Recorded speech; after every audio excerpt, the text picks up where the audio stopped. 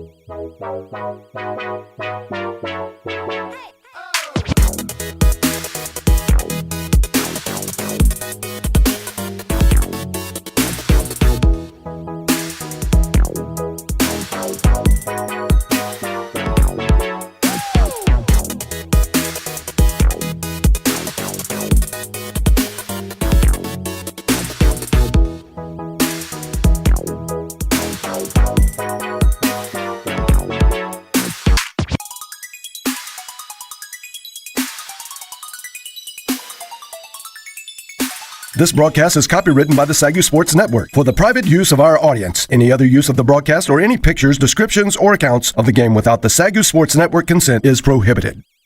Ladies and gentlemen, welcome to the SAGU Sports Network. We are live here at Lumpkin Stadium in Waxahachie, Texas. I'm Adam Ferguson, joined by always my partner, Tim Roberts. Tim, we're back. Football's here. I know. I mean, ever since we left the stadium back in November, it's just like circle sometime in September. We're back in there. We're here today.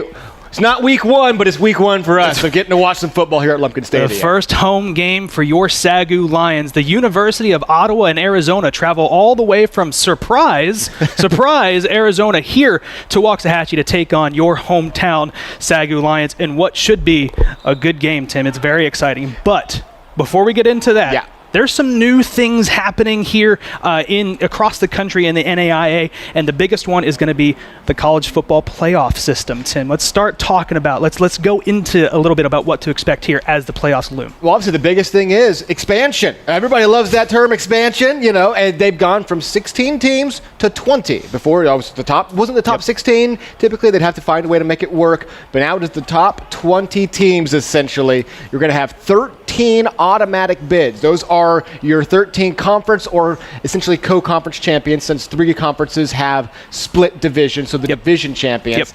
Then after that, it's all at large, and you fill in those other 7 spots with the next best 7 teams. So it expands out the playoffs. It gives a lot more teams a chance to get in there. Make sure each conference will be represented in the playoffs. Nobody's getting snubbed before. We've seen the Sooner Athletic Conference snubbed a time or two because the conference champion was outside the top 25, or even in the top 25, but outside that top 20, which was the cutoff. No more of that. And you just love more playoff teams. You always love more playoff teams, more teams getting a chance to prove themselves on the biggest stage. It is definitely always nice to see more than just, say, 4 teams make the college football playoffs. Four teams just, picked at random. You never end up with bad results like 65-7 when you do that. No, you always get very fair matchups. It's really great.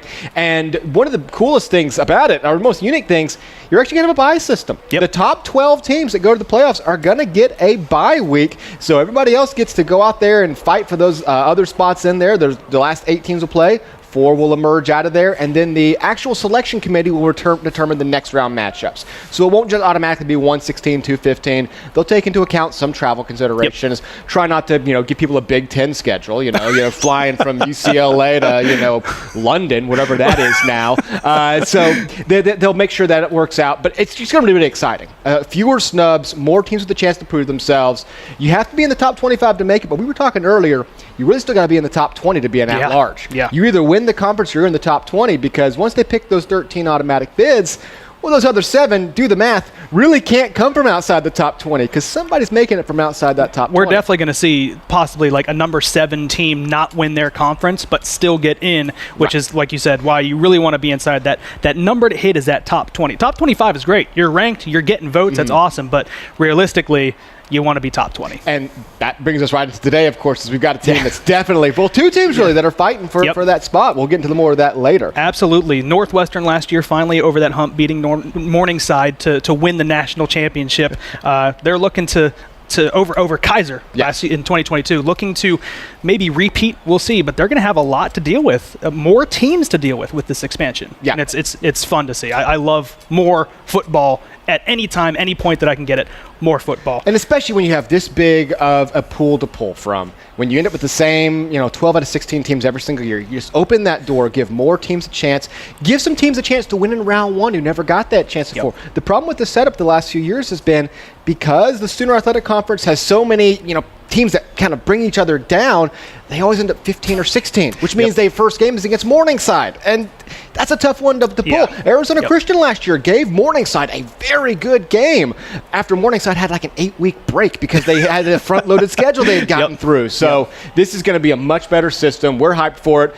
And it opens the door for, maybe some team that wears purple and gold to find their way into that top 20. I think that we can hope to see that, but it starts today. Playoffs. We're not talking playoffs.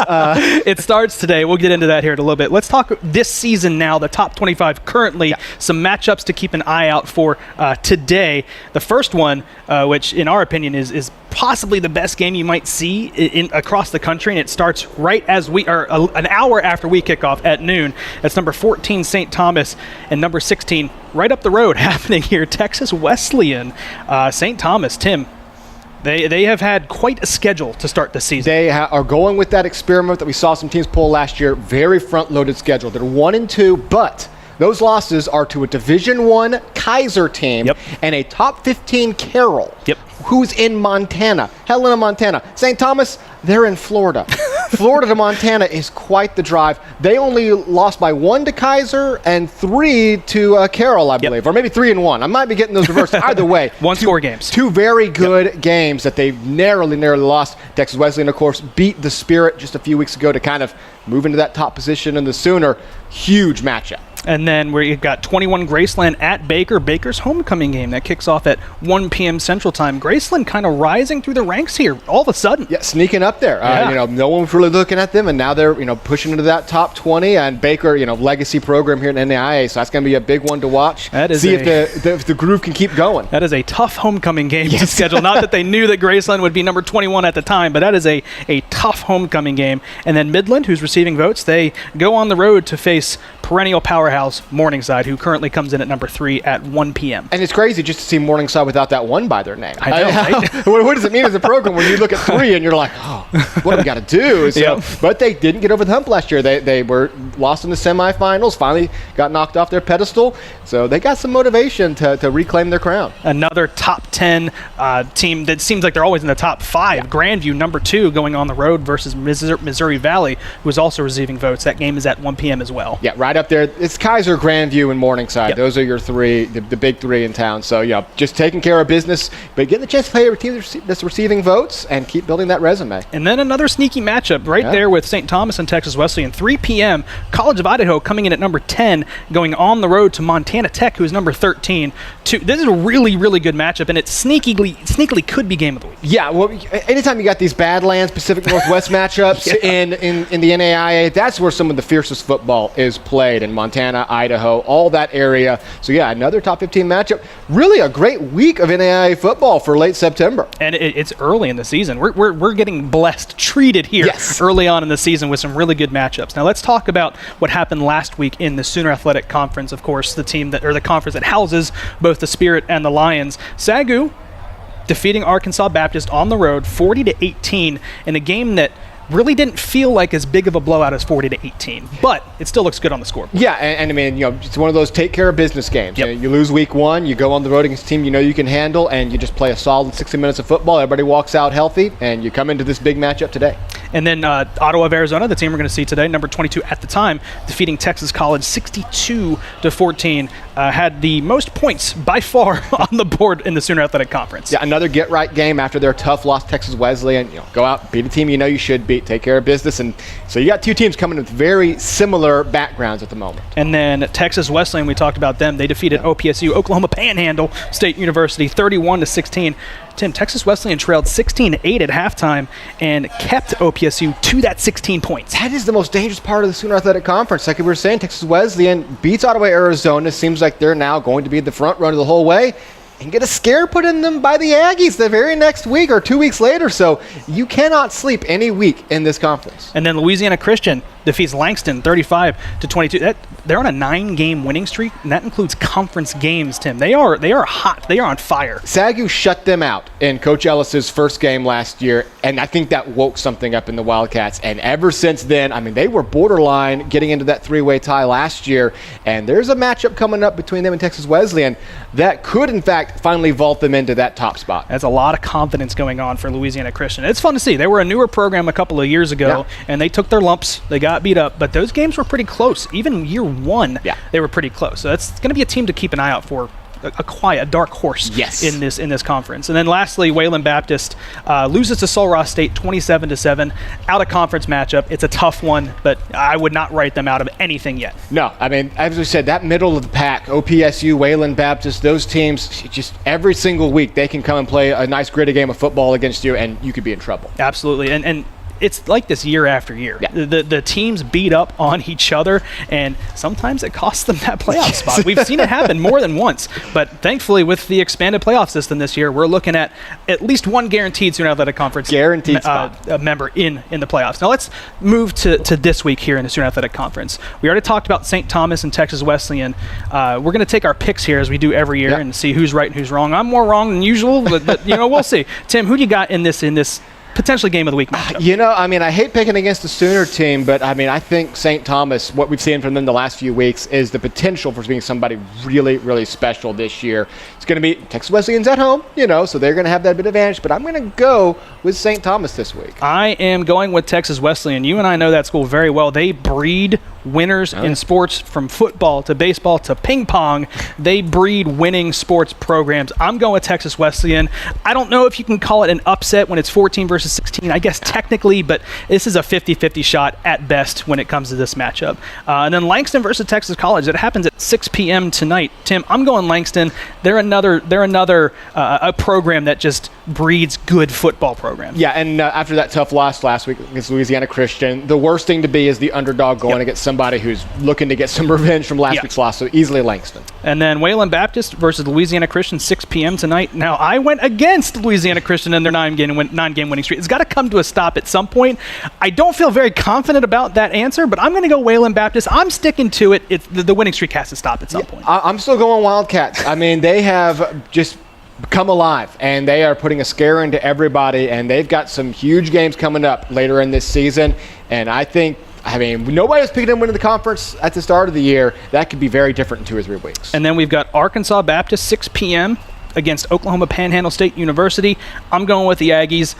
I think that Arkansas Baptist is not quite ready to take that step, so I'm going to OPSU. Yeah, not quite there yet. OPSU is still on that next tier above them, and definitely picking the Aggies today. And then, of course, the Sooner Athletic Conference Oklahoma 4 game of the week. SAGU Lions taking on the Ottawa of Arizona Spirit. Tim, who do you got? I always feel like such a turncoat when I do this, but I mean, the Spirit every single year. They've just found a way to keep going, even losing some great talent last year. They still stayed on top. They were the best team in the conference last year, in my opinion. The way it all shook out, they did not get to be the playoff team, but to me, they were the best team. I'm picking them today. As I say that with some trepidation and the logo on my shirt, but I'm picking them today. I also hate to be the turncoat. I hate to be the person that picks against SAGU, so I'm not going to do that today. I'm going with the SAGU Lions. They are coming off a huge performance, both offensively and defensively. They've got playmakers on both sides of the ball, home run hitters, whatever you want to call it, any cliche in the book. They are coming off a very good win, and they've got some dogs, Tim. I think that it's going to be closer than you think. I'm going with SAGU. I think they're going to upset the Spirit here today in Waxahachie. Let's go. Let's find out. We'll find out here in just a couple of hours, but don't go anywhere. We're going to drill down into the matchup here between the Spirit and the Lions in just a minute, right here on the SAGU Sports Network. When you trust someone with your money, you're part of something greater than yourself. You're investing in a principle that it takes individuals to create a community, that we are stronger when we support each other, that at some point, everyone will need a helping hand, that a meaningful purpose can be found in a calling. At AGCU, we're banking with a purpose, so you can live for yours.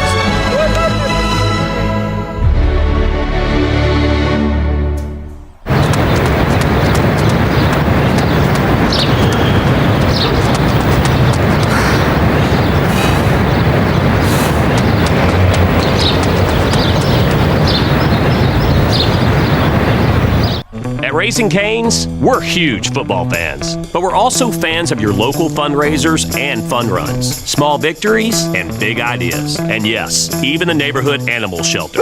I was getting to that. Plus over 30,000 other partners in the communities we serve. When you order our hand-battered chicken fingers, craveable cane sauce, and jugs of freshly made tea and lemonade to cheer on your home team, you're also supporting your hometown. Raising Cane's Chicken Fingers. One love. Welcome back to the SAGU Sports Network. Tim, I'll tell you, these games starting around lunchtime, and they decide to play a Raising Cane's commercial. They're killing me. They're killing me. Let's talk a little bit about SAGU football. Let's start with last season and first-year head coach Greg Ellis and what he accomplished in his first season here at SAGU. It really helped the program turn around midway through that year. They were stuck at 2-3. We talk about that blowout loss to the Rams up in Fort Worth that could have jeopardized the entire season. He got the team right. They put it together, reeled off 5 straight wins to close the season off, made it to their second straight Victory Bowl appearance, and were 7 yards from winning it. They were right down there, 7 yards away from winning the whole thing, couldn't complete the rally. But especially for a coach starting that late in the process, scouting, all the main scouting's done, all the main recruiting's done. He took a bunch of guys that necessarily weren't fitting into him and transitioned into the 3-4 defense without a hiccup. The biggest change, I think. Biggest change, and there was not a hiccup. Instantly, day one, they gelled with it. So very exciting to see what he can start doing this year after by all accounts, an extremely successful first season. And how many years? It was every year that I can remember that we ran a 4-3. We, as in the SAGU Lions, ran a 4-3 defense.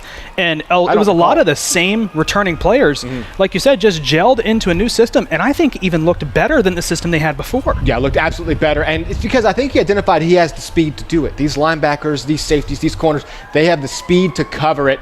And you obviously, it helped when you had Keandre Belcher sitting right there at the nose, taking up. It's a 3-4 defense, but he counted as 2, so it might have been a 4-4 defense, actually. It's going to be one thing to talk about as we move on this season. That's a big loss for the Lions. And like you said, moving on to the season, another big loss, Keaton Dudek, the all-time, the single-season rushing leader, the career rushing leader in both yardage and touchdowns, Keaton Dudek, All-American. How do you move on from a player like that? I mean, you really can't. He's a flash-in-the-pan, elite athlete. Yep. Now, you can replace the stats. 2 or 3 guys can replace the stats, but you can't necessarily replace that one big threat that was always there on the run and the pass. It didn't matter how slow he started, he was always going to get going. So, definitely going to be looking at Kevion Rose as the running back to try to step up and take those carries. It's going to be tough behind an offensive line that is pretty much staffed entirely by freshmen, but it's going to be very tough to fill in that hole that exists because of, again, a guy who we had never really seen anything like him here at SAGU. So all the best to him as he moves on, but man, we're going to miss him a little. Absolutely. Now we're talking, we've had some historically really good quarterbacks come through this program. Your C.J. Collins, your Reed Golsons, your Jordan Barlows.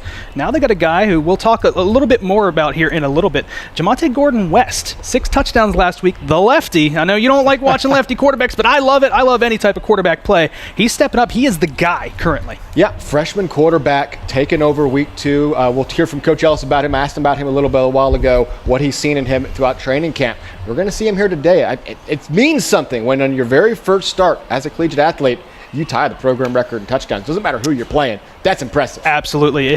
And it's only happened 4 times, 3 times passing, 4 times total. But let's move on to the other sideline. Let's talk about the Spirit and what they have to do today to walk away from Waxahachie with a win. Yeah, so their keys to the game, first of all, they've got to finish drives.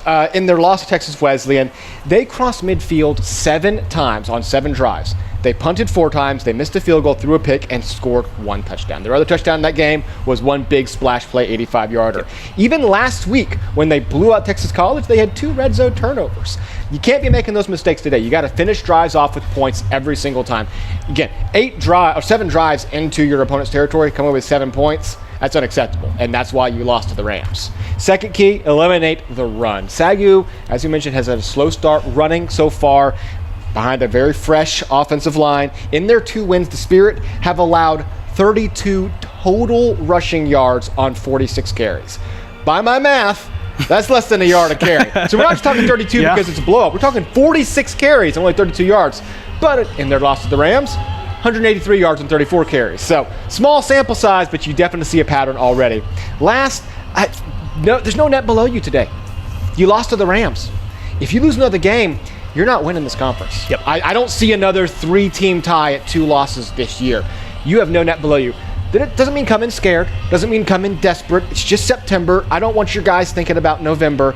But sometimes I feel like favorites in games are slow to adapt if the game starts going against them. You have to be ready to go. We got to win this game. If that means pulling out some bags of tricks, if that means going to some things you had planned on holding back until late October, you got to do that today if it stays close, if you are in danger of losing. Because this is a team with playoffs on the mind, whether they would say it or not here in late September. And one more conference loss, you're definitely not getting that conference title. I can't see it happening. And it's very tight every year in the Sooner Athletic Conference. Let's talk about SAGU. Keys to the game for the Lions. I'm going to talk about the trenches here twice. You're going to see it. It's a big day for both defensive and offensive line here for the Lions. Let's start on the defensive side of the ball. You got to win that battle up front in the trenches. You got to get some penetration in that backfield of the Spirit. 3 different running backs, runners, rushers, whatever you want to call them, because everybody runs the ball nowadays. 200 yards through 3 games, 5.5 yards per carry. Phenomenal rushing attack here for the Spirit. And if you want any chance of walking out or returning back to the campus today with the win here in Waxahachie, you got to win that battle up front and force them to throw the ball, which leads me to my second point. You've got to win that turnover battle.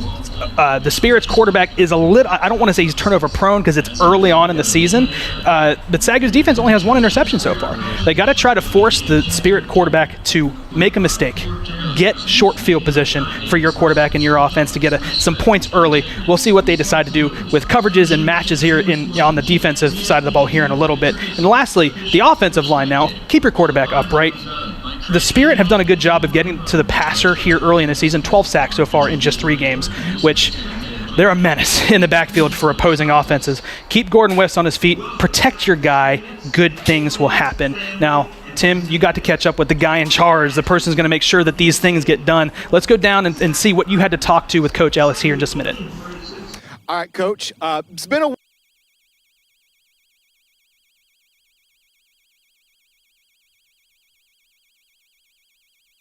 while, but we finally got our first home game here of the season. It just kind of gave me the vibe, going into this week, finally getting this first home game and a huge conference one at that. Yeah, well, it's good coming off the win last week. To be honest with you, because it's the first home game, you got some butterflies. You worry about the pregame preparation. Did we time this right? Did we do that right? Because it's a little different from an away game. But we're about to see here in a couple minutes. So prayerfully, we did everything the right way, and our guys will be ready to go. All these years playing and coaching, and you still get butterflies first home game. Exactly, man. Exactly. It's fun, but like I said, the first time we're doing it this year, and so you just want to make sure you got the best formula, if you would, to make sure your guys are ready to go. Now, a new name a lot of people are going to see today. Got his first start as quarterback last week. Jamonte Gordon West tied the school record for touchdowns with 6 of them. What have you seen from him in training camp in these first few weeks that has him as the starting quarterback today? Poise. When he first got here, you line your quarterbacks up even before we put on pads. And I slotted him as number 2, to be honest with you, in my mind, mentally, behind Briley from last year. And Briley went down in the first game, as you know. And so the next man up, if you would. And actually, he didn't play that game. We had other 2 quarterbacks to step in to play that first game and see what they can do. And so it was kind of Jamonte's turn to see what he can do, and took advantage of it. Awesome. Well, we can't wait to see him today. Can't wait to see you in action. Coach, thanks so much. Good luck today. Thank you.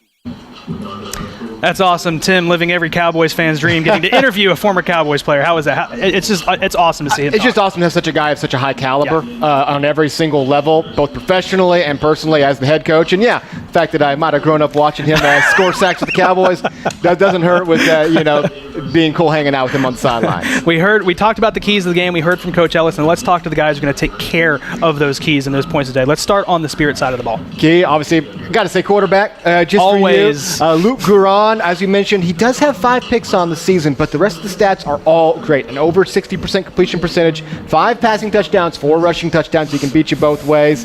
His 3 picks, 3 of those 5 picks came in that loss. So as you mentioned, that could be a big turning point. If he keeps a clean game, though, keeps the game on the ground, they should be good. And speaking of the ground, I'm just nicknaming them. I'm sorry, Ottawa, Arizona, if you don't like the nickname, but the law office of Lester, Bradford, and Wilmer, those 3 running backs, all 3 broke 100 yards rushing last week. Now, again, you might say that's against Texas College. All 3 of them are averaging 4.9 plus rushing yards a carry all year so far. So a 3-headed monster at running back. And on a day where the field temperature is going to be 105, having a powerful ground attack can wear a defense down. Last, I got to go defense a little bit. I love my linebackers with speed. Linebacker D'Angelo Jackson, 2 sacks and 4 tackles for a loss on the year. He's going to be a big challenge for that very fresh SAGU offensive line and getting his first start as quarterback at home, at least. And I'm sure you're going to talk about him in a Absolutely. second. Let's talk about the SAGU players to watch here. First and foremost, the quarterback. I love to do it. I got to do it every week. Jamonte Gordon West, can't deny a record-tying 6 passing touchdown performance against Arkansas Baptist, joining elite company as one of 4 quarterbacks to account for 6 touchdowns.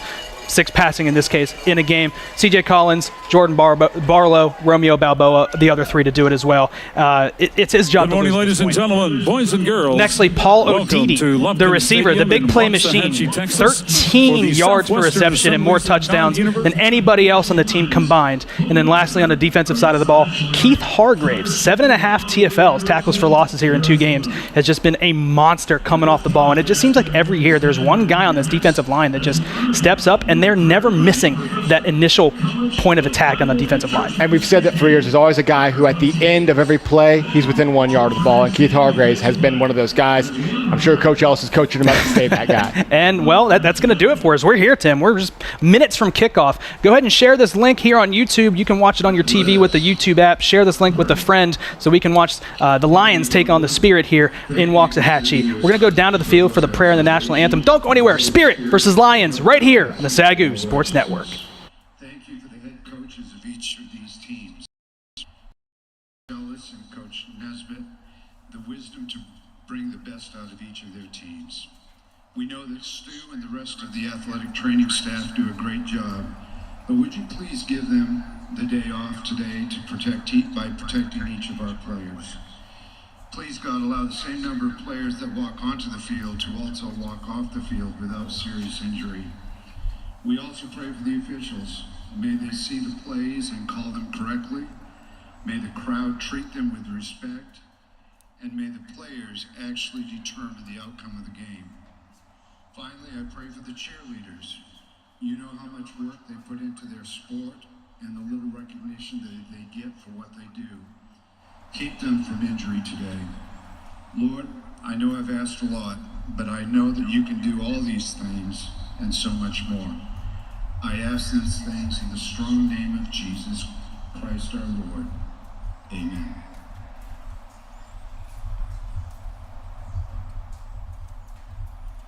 Oh, say, can you see by the dawn's early light what so proudly we hailed at the twilight's last gleaming, whose broad stripes and bright stars through the perilous fight o'er the ramparts we watched were so gallantly streaming,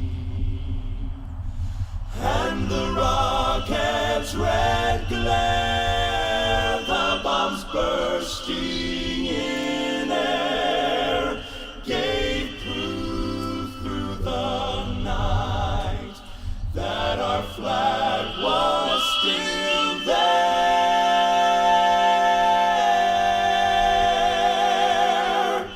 Oh, say does that star-spangled banner yet wave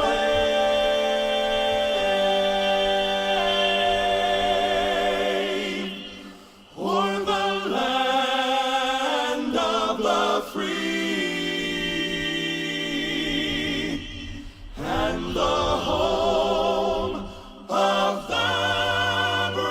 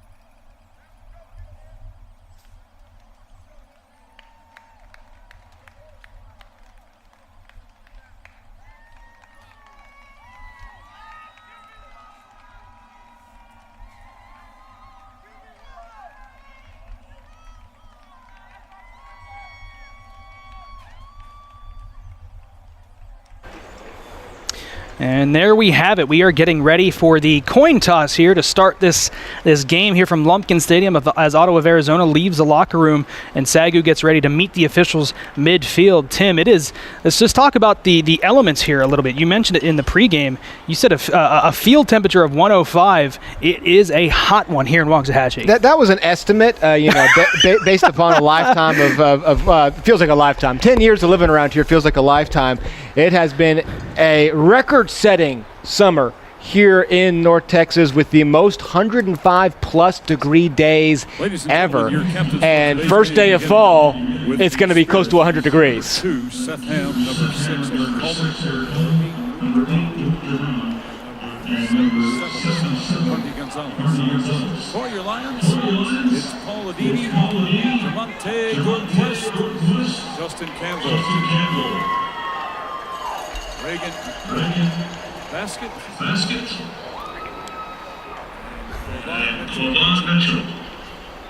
There's your team captains for the day. As I said, it's going to be a hot day, and that impacts a game. No matter what you say, this level of heat will impact the game as you go along. It absolutely does. We'll take a look in here and see who's going to get the ball first here to start the season, or start the home opener here for SAGU. Arizona has won the toss and will defer to the second half. SAGU will receive. There it is. SAGU will start with possession as the Spirit have elected to defer and receive the second half kickoff. So we get to see young freshman quarterback Javante Gordon-West start this game for the SAGU Lions. And it's exciting, Tim. Coming off 6 touchdowns, you got to be excited for what they're going to do here this season. And it's hard not to buy into the hype after just one start here for Gordon West, but I'm buying it. I mean, anybody that you can do that against, as you mentioned, it's only happened 3 times before, twice passing. So it's not as though this is something that happens all the time. SAGU plays a lot of teams that they're better than every single year. And only twice before has the quarterback thrown for 6 touchdowns. So, yeah, you can say going against an opponent that you had pretty much confidence you're going to beat, no matter who is at quarterback. It's exciting. He's about to get a chance to prove himself. As you said, the job is his to lose now.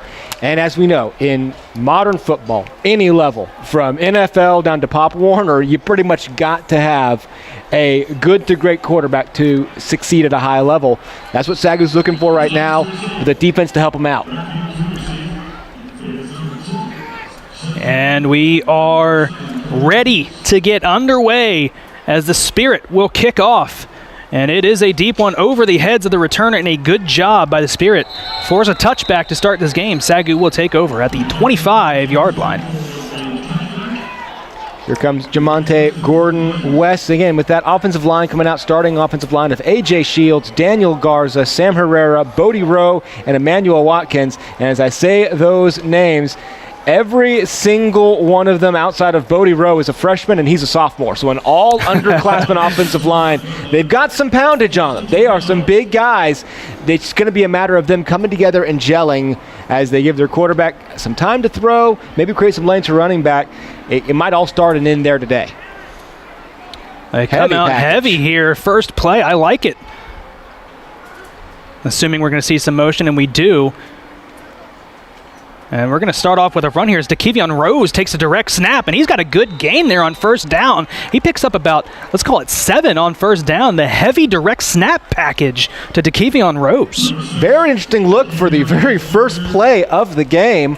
To come out with a goal line package, and they are keeping him out there. Javante Gordon-West not even on the field currently.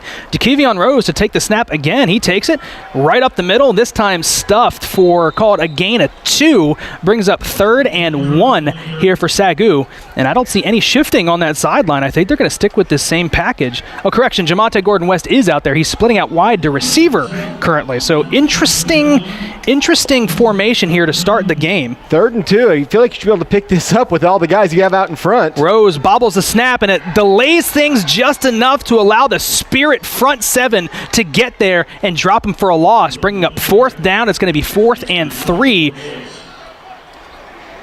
Yeah, it might have gone to the well one too many times there. 3 straight runs at the middle, and a little bit of a delay on that handoff is what, well, not a handoff, delay on the snap is kind of what made it all go south there. So interesting look to start out. Like the first play of it, the next 2 did not go off like you wanted, so it was going to be a 3 and out for the Lions to start off. Exactly what you want if you're the Spirit when you defer, to get the ball right back with no damage done. Absolutely. Ryan Lewis on the punt for SAGU. Had a very good season last year as a freshman, and we've got a flag here. I'm counting Spirit players here. 1, 2, 3, 4, 5, 6, 7, 8, 9, 10, 11. I think you might need to count the SAGU players. SAGU was pointing that way. Now the Spirit's pointing that way. Yeah, they're recounting. 12 men on offense, 5-yard penalty. Repeat, 4th down. Counted the wrong color, Tim. Well, the initial, it was the back judge who threw the initial flag, so I thought he'd have been facing more towards the Spirit. And it was immediately Ryan Lewis who pointed that way. But no, 5 yards further back. So the first penalty of the game is a substitution penalty, the ones you really want to avoid. Ryan Lewis had a phenomenal season as a freshman last year, proved to be a real weapon. If you ever want to consider a punter a weapon, he was a weapon last year for SAGU. Gets it down to the 35-yard line. SAGU 3 and out to start this game. And you see what you like about Ryan Lewis right there. Got some solid distance on the punt, putting the ball at the 35-yard line, but great hang time, no chance for a return. So, yeah, you never want to see your punter too many times in a game, but it is helpful to have one that can bail you out of some tough situations. Here we will see Luke Giron, the junior, here for the Spirit, and they start 3 wide to the left, 1 to the right in the pistol formation. On first down, he will turn around and hand it off. Up the middle, has a hole, but it's closed quickly. SAGU's defense stopping it there after, call it 3 yards. Brings up 2nd and 7. Jadon Lester getting the initial handoff. As we mentioned, they have 3 running backs who will take handoffs today for certain. Lester getting the start. 4 wide, 2 either side here for Giron. Still in that pistol formation, 2nd and 7. Make some adjustments here at the line. And he will turn it off and hand it off again. Cuts back, nothing doing. The SAGU front 7, front of that defense, dropping him for a loss of 1. And Keith Hargrave's going to be the one coming off of the left side of the line there. No hands in the ground. Help finish this play off as, again, that key linebacker to watch. Whenever you're the linebacker in the 3-4 defense that is also essentially the guy that shifts up to be on that front line, that's who you're looking at to make the biggest impacts. Gets a big assisted tackle there. Jaden Holcomb, the initial stop there. You're going to play action. He pumps, gets it out to the flat, misses a tackle, falls forward for the first down, and the Spirit will move the chains. A big 3rd down conversion. Montarius McLean unable to get that enough contact on that initial hit. It's a bit of a busted play in the backfield. That's one you need to bring down short of the chains, but good extra effort there to pick up the first down by Roman Sahugan. Carry there on first down, goes for 4. Kind of upended there. Looked to try to keep his feet and keep going, but good job from SAGU to keep that just to 4. That looked like it had a chance to go. Now into SAGU territory after just a handful of plays. Looking to get on the board early, and nothing flashy so far, but picking up the first downs like you need to. I turn around, hand it off again. This time Mitt in the backfield. Huge hit. Who else but Keith Hargraves? My goodness, what a hit for a loss. Lined up on the left side, and now he's on the right, untouched. And that is a perfect form tackle. Square up on the running back and lay the solid hit. You're not escaping from that one. Throws him for a loss and brings up a 3rd and long. 3rd and 9. 3 to the left, 1 to the right, pistol formation. Here is Giron. He will hand it off on 3rd down, cuts back. He's not going to get there. A good stop from SAGU, and that will be 4th down right at the 50-yard line. We'll see what the Spirit do here on 4th down. I don't see any motion on that sideline. Looks like they're going to go for it here on 4th and 7. Yeah, no hesitation. He's still walking over there. Here we go. Now they'll go. He fooled me. Looked like he called a play in and then decided to punt the ball from midfield here. On the punt will be Logan Burke. Some impressive play from that front line of the SAGU defense there. Keeping that running game in check. A rushing attack that can wear you down over the game, so it's important to get those wins early. No pressure by the SAGU punt block team, and it will bounce at the 3 and go into the end zone for a touchback. So SAGU's defense does give up a first down, but they come right back. Oh, we've got some flags on the field here, Tim. Hang on, we'll see what they call here. And at the line of scrimmage, not usually where you see flags on a punt. You usually see them either in the backfield or downfield.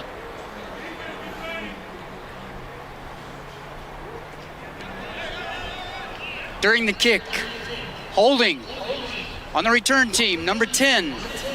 That will be 10 yards from the end of the kick. First down. So an unfortunate penalty there after you get bailed out on the touchback to have the ball move back inside the 10, so it ends up being a successful punt situation for the Spirit in that case. I'm not sure it was number 10 was a correct call because that would be number 31 of the return There we team. go. 31. I was waiting to see here because number 10 is Briley Green, but instead Deontay Davis with the hold. So what was going to be a touchback to the 20 gets moved back to the 10.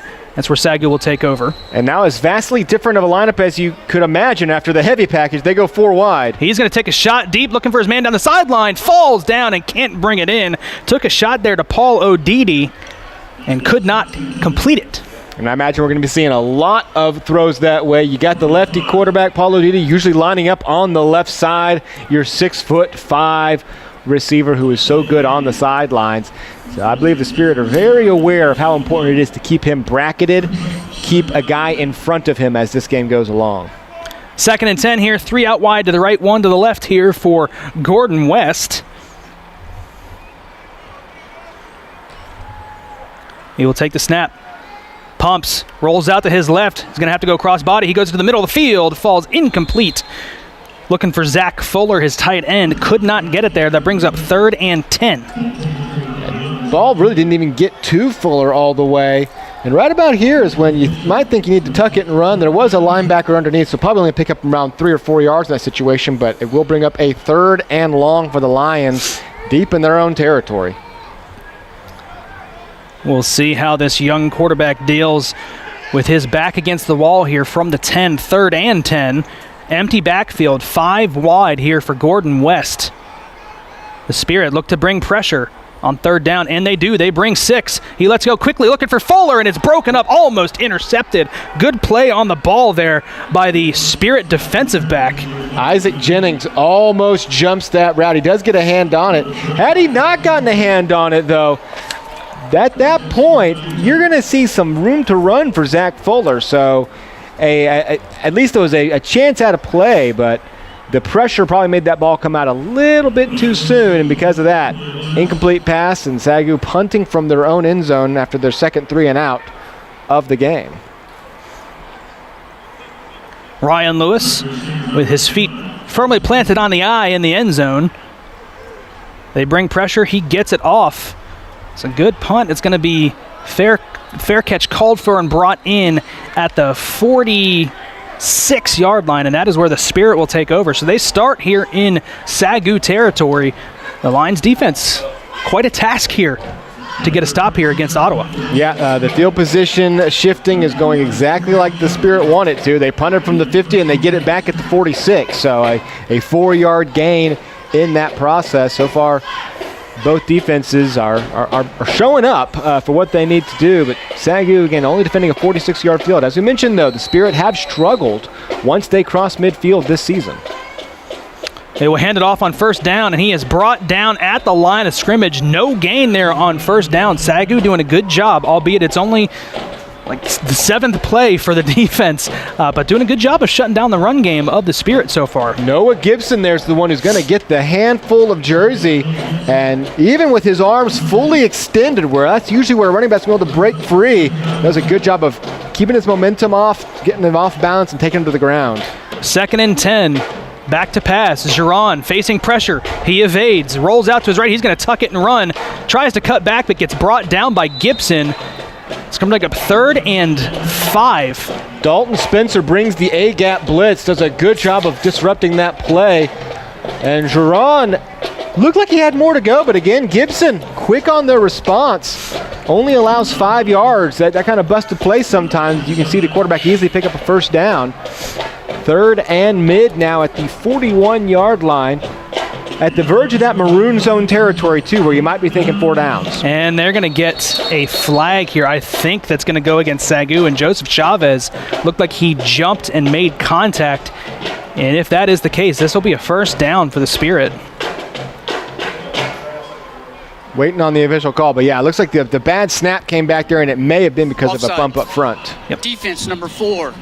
The results of the play is a 1st down. And that will give the Spirit a 1st down, and you never want to see that. Those pre-snap penalties resulting in a first down. Yeah, you love the aggressiveness. You love the fact that you're trying to get back there, but you got to be aware of the play situation as they are off now. He will keep it, a little RPO action. He slides down after a short gain. Looked like he wanted to get rid of it, but then I think he had too many guys downfield as the lineman thought it was going to be a run. Yeah, it looks like it was going to be a pass right here, and then right here's the pump fake, I think, to freeze Hargreaves. I'm sorry, not Hargreaves, to freeze. It was Hargreaves. To freeze him in place and pick up at least a couple of yards there inside the 35-yard line. 2nd and 7.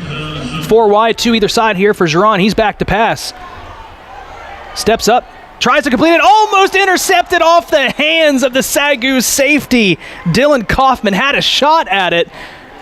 And unfortunately for the Lions, it falls to the turf. That brings up 3rd and 7. And you had mentioned the importance of winning the turnover battle. That was a huge opportunity for the Lions as he had 2 hands underneath it, just couldn't bring it in.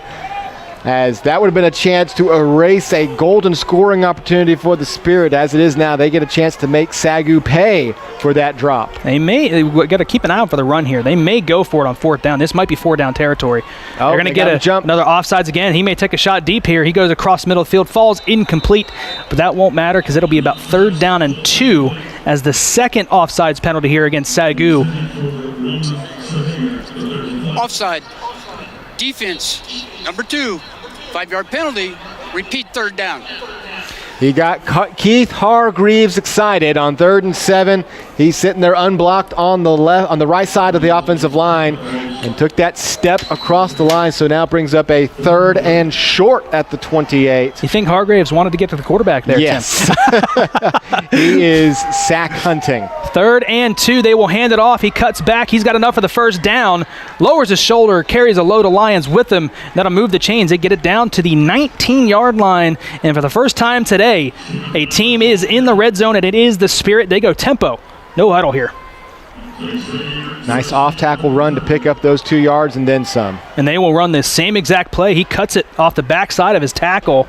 Falls forward for a decent carry there on first. It'll bring up 2nd and 7. Endures a pretty solid shoulder hit. About 2 yards down the field. Spins off of it to pick up an extra yard or 2. 2nd and 6. Call it a run of 4 there. And that no huddle up tempo now that they have a little bit of momentum going. Back to pass. Geron gets it out to the flat. Has his man down to the 10. Upended, but he's got enough for the first down. And that'll put them in a goal-to-go situation as he finds his man out wide, number 9. And they go no huddle again. SAGU is not ready. They're going to hand it off. And we got a flag coming in. You got to think that one of these is going to be a procedural penalty against the Spirit here. It's possible in legal formation here, how quickly that flag came out after the snap might not have had some guys set, going hurry up. And I just saw a wide receiver leave the field, so it could have also been a legal substitution. Carson Hacker with the reception on that first down grab.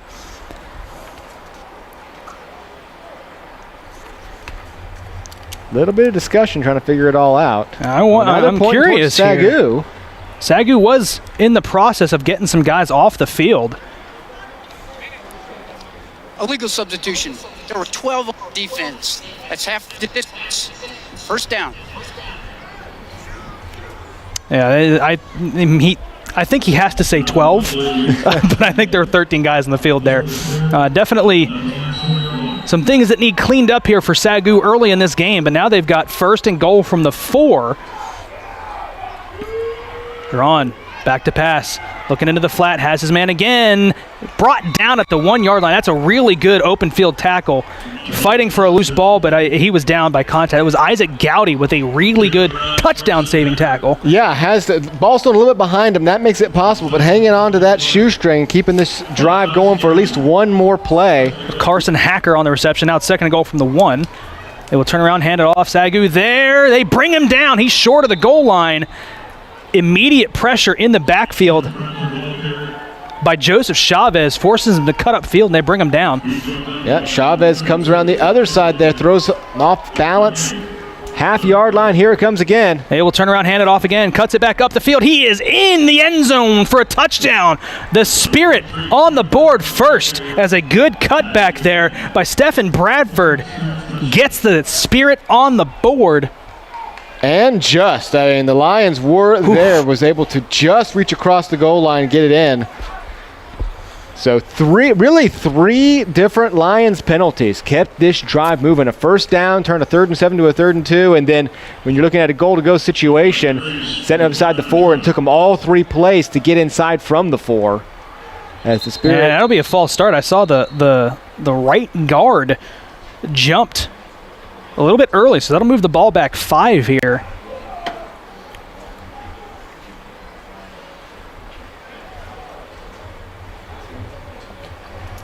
I'm not sure. There's a lot of discussion going on here for a false start. I thought it was pretty clear, but we'll see. We'll see what happens here. Spirit are again pointing towards the Lions, so.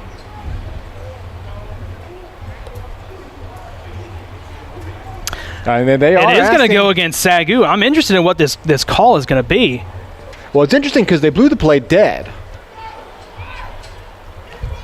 which if it was offsides, they shouldn't have done. We have disconcerting signals on the defense. It'll be half the distance. Repeat. So disconcerting signals. I don't know what that. Usually, what happens is yelling hike or if the defensive lineman is yelling hike or yelling something to think that the ball is snapped, can't do that.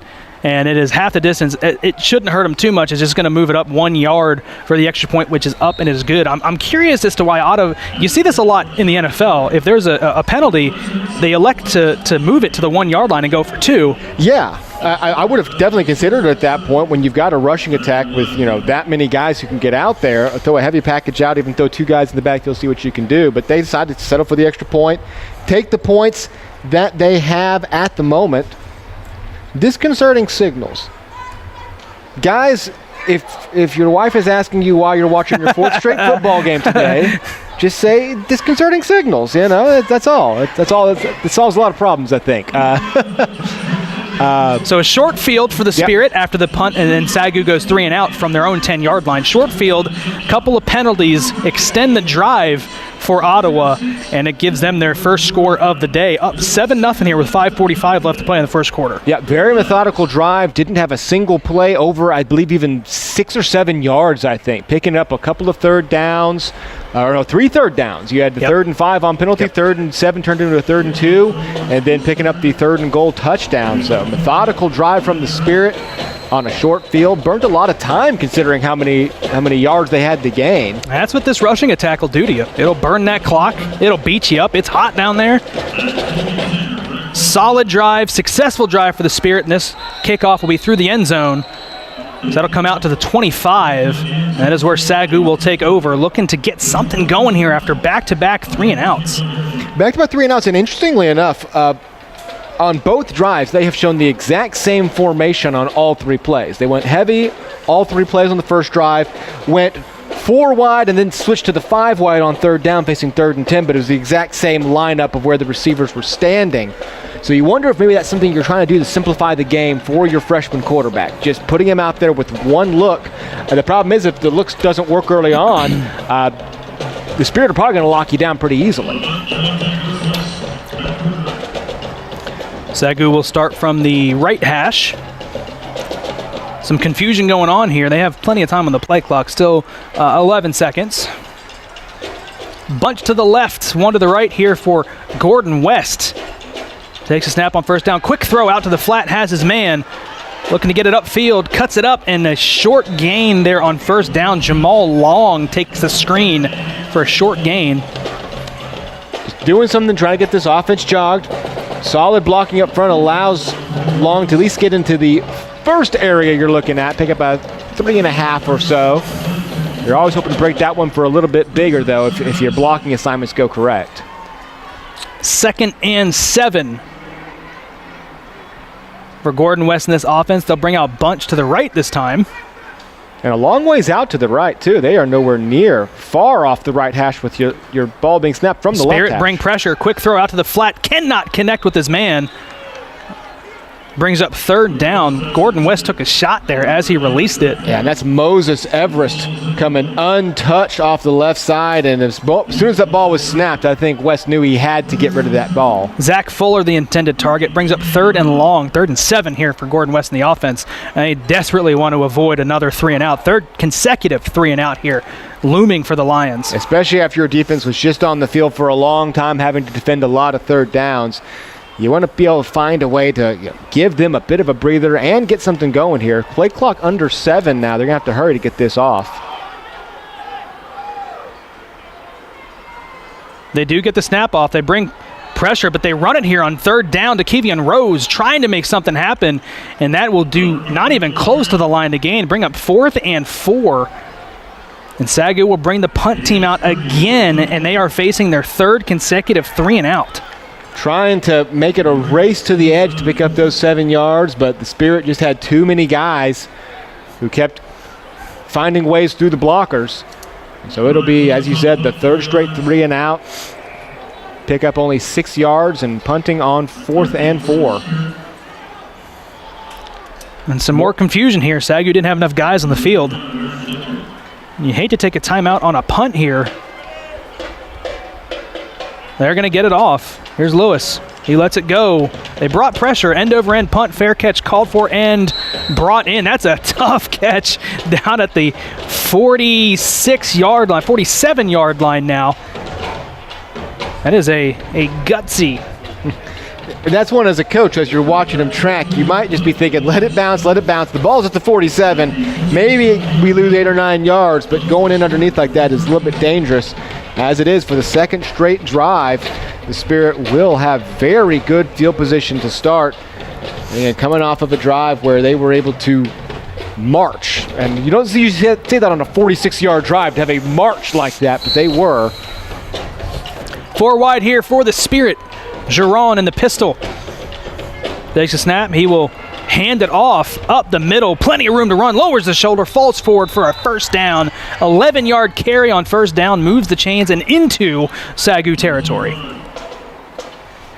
And this is where you don't want to be as the Lions. Maybe feeling a little bit fatigued on defense already in this game with how much you've had to be on the field. He will throw it on 1st down. Out to the flat. Has his man. Flag comes in, but he's brought down for no gain. And they may be getting Hargreaves here for a roughing the passer, which would be devastating after a very good. Roughing the passer. Number 2 of the defense. Yep. It's 15 yards. Automatic. 1st down. Yeah, ball was clearly out, and Hargreaves took an extra 2 steps lower down and laid the hit. I mean, that's old school roughing the pass. As I say, they would have called that back in the day. That's not one of your modern, grazing the helmet type roughing the passer. That's just, you got to know that the ball's out. You can't do that. It'll move the ball up to the 27-yard line. 1st and 10. They will hand it off on 1st down, cuts it up the middle, lowers the shoulder, runs over a man, and a good carry there on 1st down of, call it 7. Bring up 2nd and 3. Finding a bit more success already on this drive, going straight up the gut. It's a nice hole, and it's up to the linebackers to keep that from going any further. They will throw on 2nd down, has his man. He's got some room to run here in the flat. Brought down right at the line to gain, and he falls forward for just enough. That'll move the chains. It was good reaction time by Ronnie Murphy there to get on the receiver with how much room he had to run. But it is going to be enough for another Spirit 1st down inside the red zone now. They will turn around, hand it off, lowers the shoulder, but a good job by SAGU there. No gain on 1st down. That was Stephen Bradford on the carry. Jaden Holcomb to be the one who lays down the shoulder there. Actually, no, Holcomb coming in later. Looks like it is actually going to be Joseph Chavez, or was it Lontarius McClain? I think it was actually Lontarius McClain who made the initial hit up front. So finally, a win on 1st down on this drive. Hopefully you can kind of keep that going. Play action, back to pass. He's got it in the flat. He's got room to run. Lowers his shoulder into the end zone for a touchdown. The tight end, Carson Hacker, takes the pass into the flats, turns on the jets, lowers his shoulder, welcomes contact, and puts the Spirit up 13-0 pending an extra point.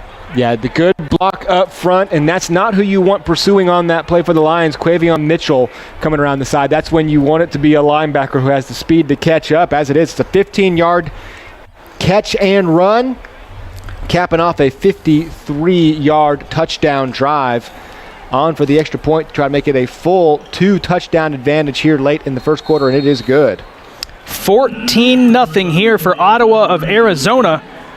Back-to-back touchdown drives for the Spirit, and SAGU has got to come out here on offense and put something together to avoid getting down big here to a team that loves to run the ball in hot weather and control the tempo of the game. This is a perfect matchup for Ottawa of Arizona. Yeah, this is about as crucial a drive as you can cook up with 2.5 minutes almost left in the first quarter. You haven't had a first down yet.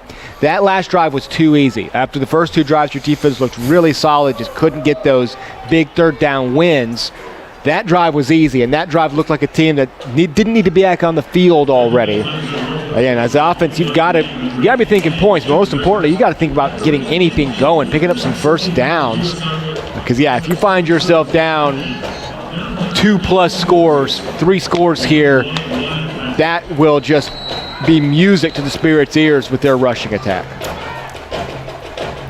2:15 left to play here in the first quarter. The Spirit up 14-0, set to kick off here, and it'll be another deep kickoff into and out of the back of the end zone for a touchback. SAGU will take over from their own 25.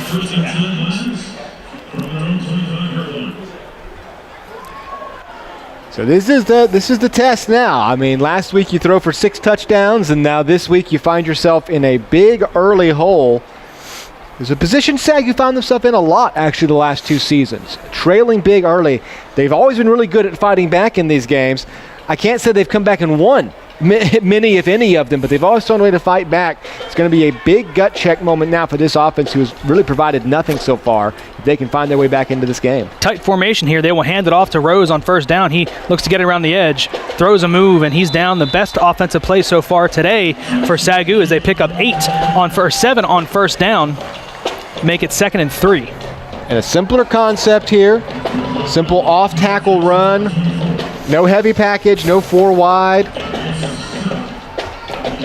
Pick up 7 and start winning some plays. That's how you fight your way back into this one.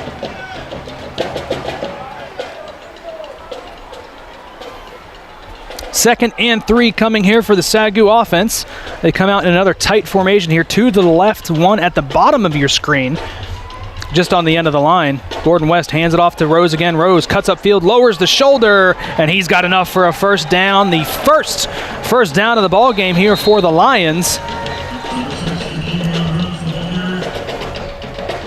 Quick stoppage of play, and yeah, that's just a nice, powerful run.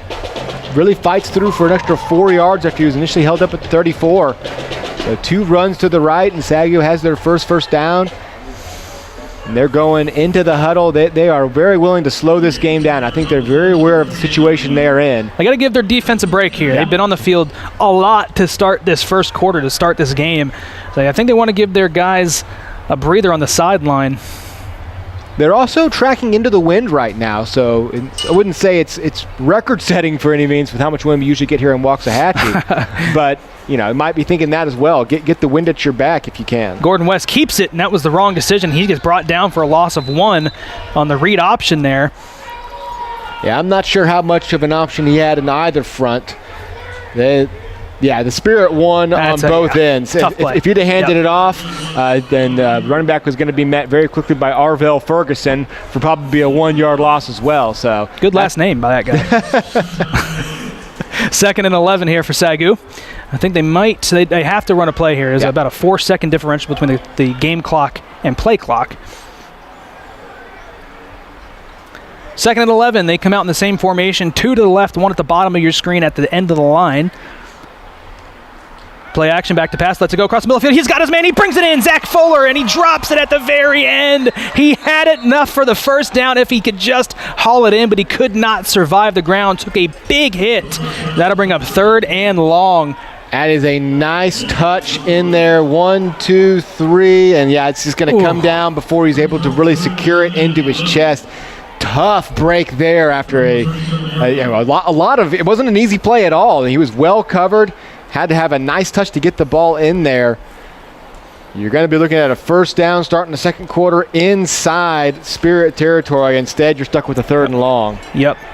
2 seconds remain on the game clock. So SAGU would have loved to have the wind at their back here, but regardless, they come out empty. 5 wide here for Jamonte Gordon West on 3rd and 11. Takes a snap, he's back to pass, rolls out to his left, lets it go across his body. It's almost intercepted, but broken up by his own man in the secondary. And fortunate for Gordon West, that is not a turnover, as there was a big collision between teammates right at midfield.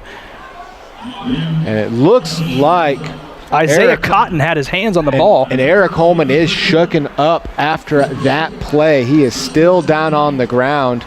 Not what you want to see. And those are some of the worst hits you see in football, is teammate on teammate violence, where you're both going for the ball and you're not really aware of where you are. Not a very well plotted play. There was not a SAGU receiver who had even turned around. And I guess the only saving grace of it was so many Spirit players had seen the ball that it ended up falling incomplete. Take a look ahead at the upcoming schedule for the Lions, sitting here at 1-1. Big matchup next week here at home with Langston. I love Langston games, Tim. I love it. And then at Aylen Baptist before we get 2 more back-to-back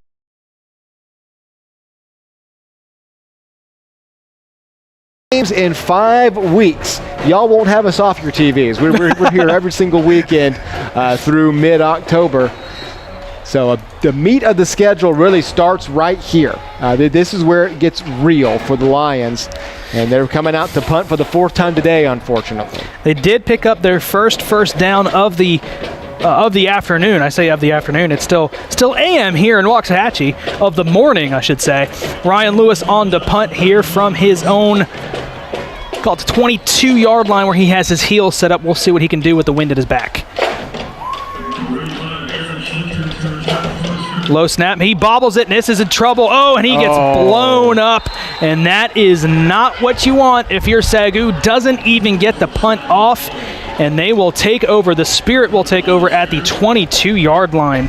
It was a low snap. He was unable to ever get anything on it, and the Spirit are bringing so much pressure.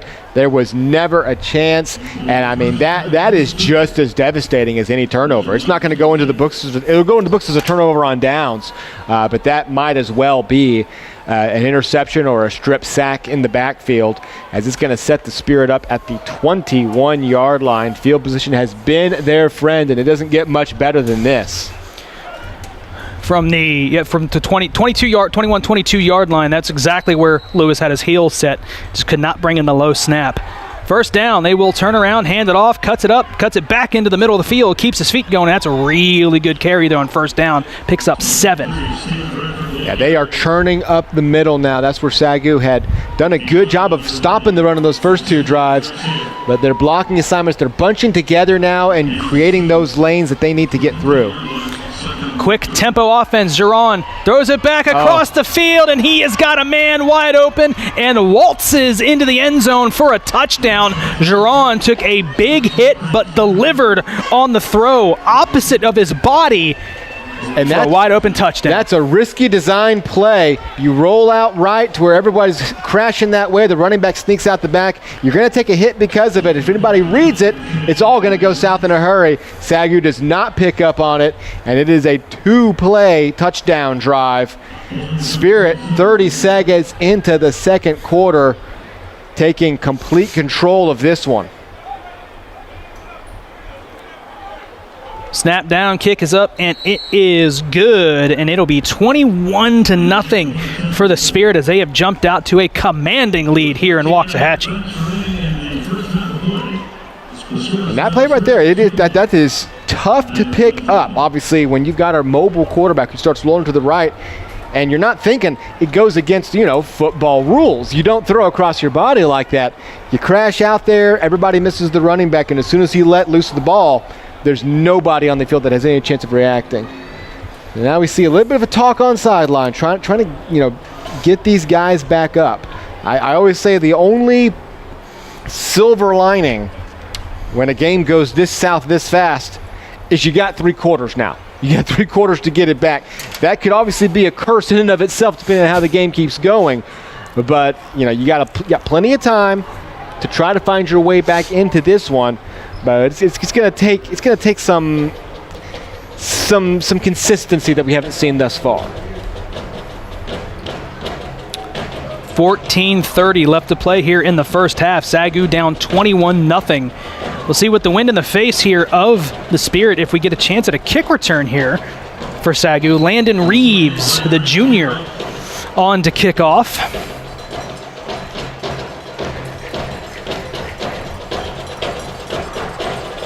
And it'll be a little pooch kick. He's going to go up and field it at the... He's going to have to dive for it, and that is honestly an incredible play by Colby Tanner to go up and get that, because, Tim, we know that's a live ball. Mm-hmm. And it looks like they caught SAGU completely off guard after 3 booming touchbacks. It's almost as if they knew the wind was going to be a factor, and so drop it short. It ends up being exactly where a touchback would have been. But, yeah, he had to react very quickly, because if that had skipped at the 25-yard line, anybody's ball. And that thing going end over end, it's tough to pick up. Yes. It's not easy. 1st and 10 from the 25. Back to pass, gets it out into the flat. Oh, broken up. He had his man Jamal Long, but a good break on the ball by the Spirit defender. That's Tyler Faber. Reads the ball perfectly, and really by the end it was Long trying to haul the ball away from him, and that would have been a pick 6 had Faber been able to hold on to it. These Spirit DBs are crashing on plays. They've already come very close to an interception 3 times. I wouldn't tempt them too many more. That's a tough play as well, because he gives up about 5-6 inches to Jamal Long in terms of the height advantage. So it's a good play just to let it go or break it up on the boundary. 2nd and 10 here for Gordon West. He hands it off Rose around the end, brought down for a loss. Great open field tackle. Brings him down for a loss of 1. Kind of a lost cause from the beginning. Had he not been dragged down, Rose still wasn't going to have enough turf to get anywhere. It was too much pressure too quick. Keir Gibson with the TFL there. Break makes it 3rd and 11. So another 3rd and long situation. And SAGU's already found themselves in these in almost every single drive. Every single punt has been preceded by a 3rd and long. And that's just a tough situation to be in. The Spirit, with the blitz they can bring and the speed they have in the secondary. They look like they're coming again, and they do. They bring 5. He lets go across middle field. He's got his man met short of the line again, and a huge hit on the back end. Momentum was stopped, but then laid a huge hit. Zach Fuller is going to get the catch, doing everything he can to fight for it, trying to regain his balance. Because of that, he's going to get walloped. They will bring up a 4th and 3. They think about it for a second, but they will trot the punt unit back on. Ball at the 37-yard line. I will say, we saw a number of fakes last year. Fake punts were a tactic that Coach Ellis went to on several occasions. I don't know if you're thinking about that now with a chance to, obviously the wind's at your punter's back, but we'll see what they dial up. 4th and 3. Better snap this time. Still bobbles it. There is a whistle. We get a whistle. There's a flag all the way back at the 12-yard line. I wonder if this is going to be too many on the field. Spirit are walking to the sideline. I think that they're... Delay a game. Number 81 of the offense. 5-yard penalty. Repeat 4th down. So just did not get the snap off in time. Moves back 5, makes it 4th and 8. And the punting unit remains on the field here for SAGU. Like you said, the little wind that is happening right now in Waxahachie, blowing from the right to the left side of your screen at the Lions' back, could help a little bit here, but it looks like the Spirit are bringing pressure here. Lewis has to get this off quickly. And he just does get it away. End over end punt lands at the 39. Let it roll down past the 30, and it'll settle at the 20, we'll call it the 28-yard line. So not a bad punt there by Lewis. Lewis going to the sideline. Looks like he might have been indicating the punt was even tipped. I thought the pressure might have gotten all the way to him. Still able to get off a good punt, and at least for the SAGU defense, for the first time since the first drive of the game, they will not be defending a very short field. Down to the 27-yard line, so a good job to flip the field by Ryan Lewis.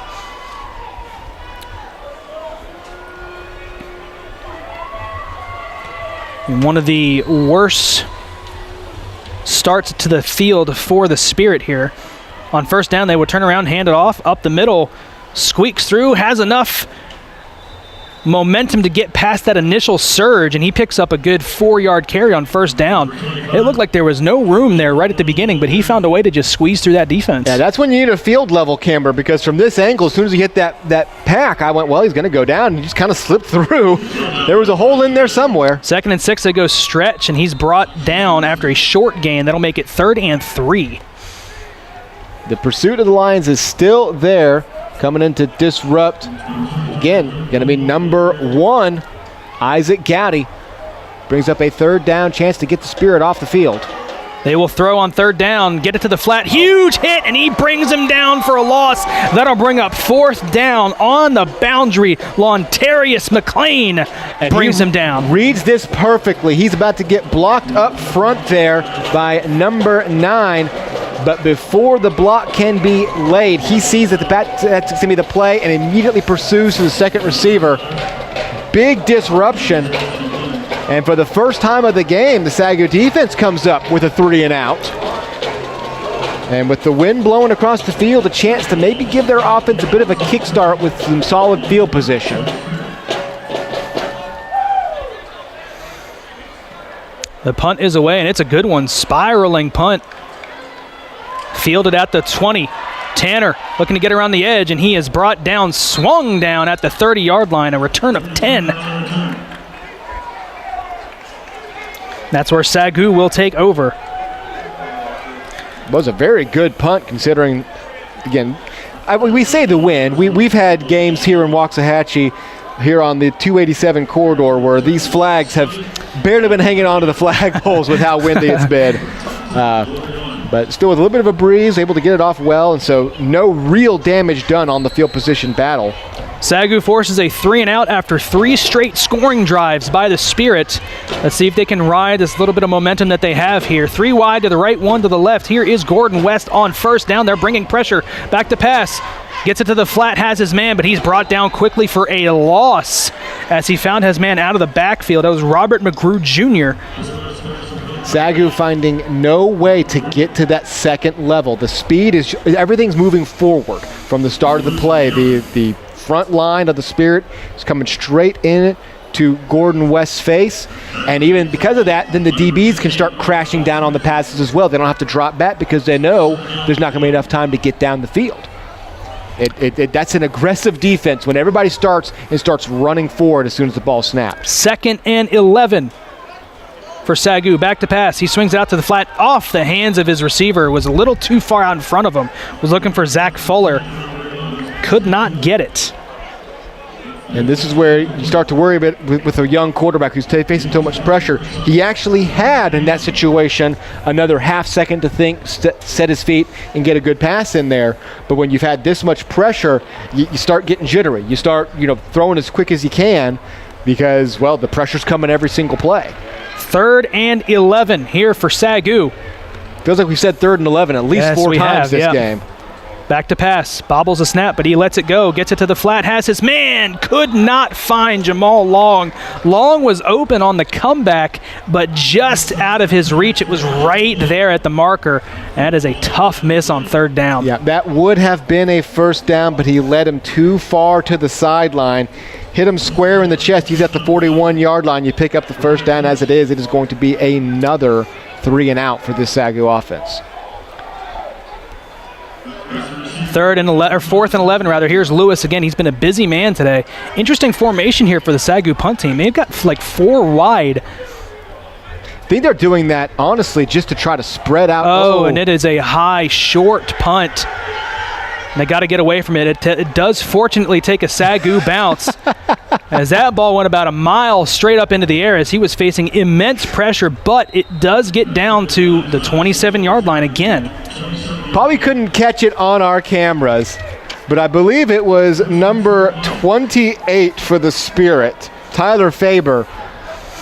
They start screaming on the sideline, heads up, look out, and he just took off sprinting towards the sideline. That's what you have to do. And he didn't stop until he was already to the visiting stands. Like, he was just like, nope, I am not going to take the blame. You got to get away from that ball. He did the right thing, absolutely. And I mean, he ran his 40-yard dash straight out of bounds. Like, no, I'm out of here. They hand it off here on first down. He bounces it to the outside. He cuts back to the opposite side of the field, and a good carry there on first down. Pickup of 6.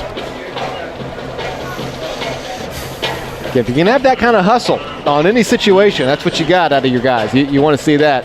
Call it 5, 2nd and 5. They hand it off again here on 2nd down, looking for some running room. Nothing there. He picks up maybe a yard. That'll bring up 3rd and 4. Just kind of ran into the back of the line there. Joseph Chavez was kind of the one holding up traffic for the Lions defense. Yeah, just staying in the way, and he is the one to get his hands on there, fighting through a block. So another 3rd down coming up. 3rd and 4. Can SAGU force a 2nd consecutive 3-and-out here from the Spirit? It would be huge to get off the field here. Back to pass. Giron, he's going to wind up and let it go deep. He's got a man open, underthrows it, but goes up and almost brings it in, but broken up at the last second by Jay. Thrown to him. That's a touchdown. That's a touchdown. Mosley, what a recovery. He was burned by 6 yards, catches up, times it perfectly to where it was not pass interference, and does just enough to disrupt that. Because, yeah, when that ball left the quarterback's hands, I was thinking we're looking at a 70-yard touchdown pass, especially with how badly Mosley had been beat. Great recovery, great timing to break that up, and it will be, at the moment, a 3-and-out for the SAGU defense. Colby Tanner back to return. Logan Burke gets it away. End over end spiraling punt hits at the 32 and is going to take a Spirit roll down to the 20-yard line exactly. And that's where SAGU will take over.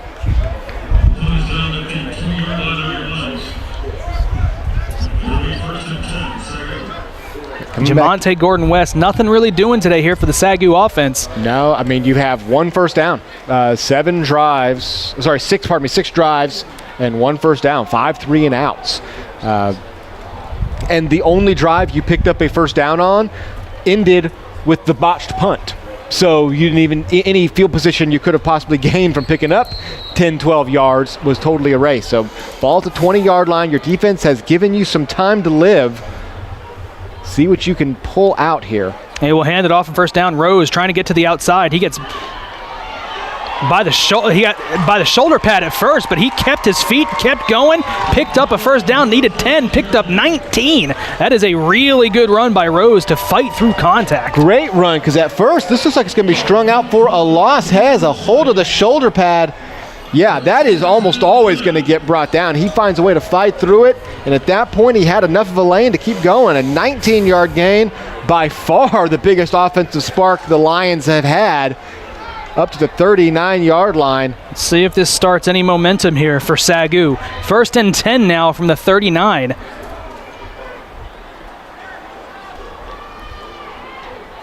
Three wide to the left, 1 to the right here for Gordon West. Takes a snap, he's back to pass on first down, gets it to the flat, has his man bobble, but brought in. Throws a stiff arm, and that's just going to be a gain of a couple to Robert McGrew Jr. Quick drop off underneath. That's what you got to do in these situations. Just find a way to keep gaining yards. One issue we've seen with the Lions has been bobbles. Bobbles on snaps, bobbles on catches, and those disrupt situations. That quarter-second delay, if you bring that in fresh, then we're not talking touchdown. We're talking 5-yard gain versus 2. But those things add up. 2nd and 8, SAGU coming out of the huddle here. Been huddling up a lot in this game. Feels old school. They come out to 5 wide. Gordon West, 3 to the left, 2 to the right. Takes a snap, let's go quickly, has his man, that's McGrew. He's got a short gain there on second down, a pickup of 3. That'll make it 3rd and 5. And for the first time in what feels like at least 3 drives, we don't have a 3rd and 11 here for SAGU. The Spirit know exactly where the ball's going on that snap. The problem with the current lineup is you've got 3 receivers down on the left side of the screen. You got a lefty quarterback. That's not where he's going to be looking. They're too far off the line. Now, I know to some degree SAGU's trying to spread the defense out by doing that, but everybody else, the 2 guys that have to be responsible for those 2 guys down that far south on your screen, they're fine. They're set. They'll just do their jobs. The other guys all know where to crash, and you can see that defense all shifting back towards knowing the ball is going to go to the right side. They'll hand it off here on 3rd down. Rose tries to cut up field, but he is cut up right at the line of scrimmage. Nothing doing. That'll bring up 4th and 5. And we'll see what SAGU decides to do here. This is the furthest they've made it so far today, down to the 44-yard line, and they will bring on the punting unit. Yeah, just their 2nd first down of the game, but could not keep it going after the fact. So they will come out yet again to punt, have yet to cross midfield, obviously. Just hoping with your approach close to 5 minutes left in the half that maybe you can get another 3 and out and flip field position for late in the half. He gets it away, almost blocked. The Spirit keep almost getting to the ball, getting to the punt. It was so close. I thought I heard a double tap there. I thought I might have actually heard a pinky finger, and the way that went off, it wouldn't shock me because that was not a stellar punt that you'd usually expect from Ryan Lewis. Definitely didn't flip the field position quite like you were hoping. The ball would be set up at the 23-yard line. SAGU's defense has stood up strong in the last 2 drives, but it might take something bigger. It's going to take a big play right now to kind of re-jog this game. The Spirit will be more than happy to trade punts with you for the next 35 minutes. Absolutely, absolutely. Giron, turn around, hand it off here on 1st down. And another good run there on 1st down. He's going to get, I think, 6 on the carry. And they've had good 1st down plays. We mentioned a team that averages about 5.5 yards per carry. And it shows here. They get about that on 1st down every time.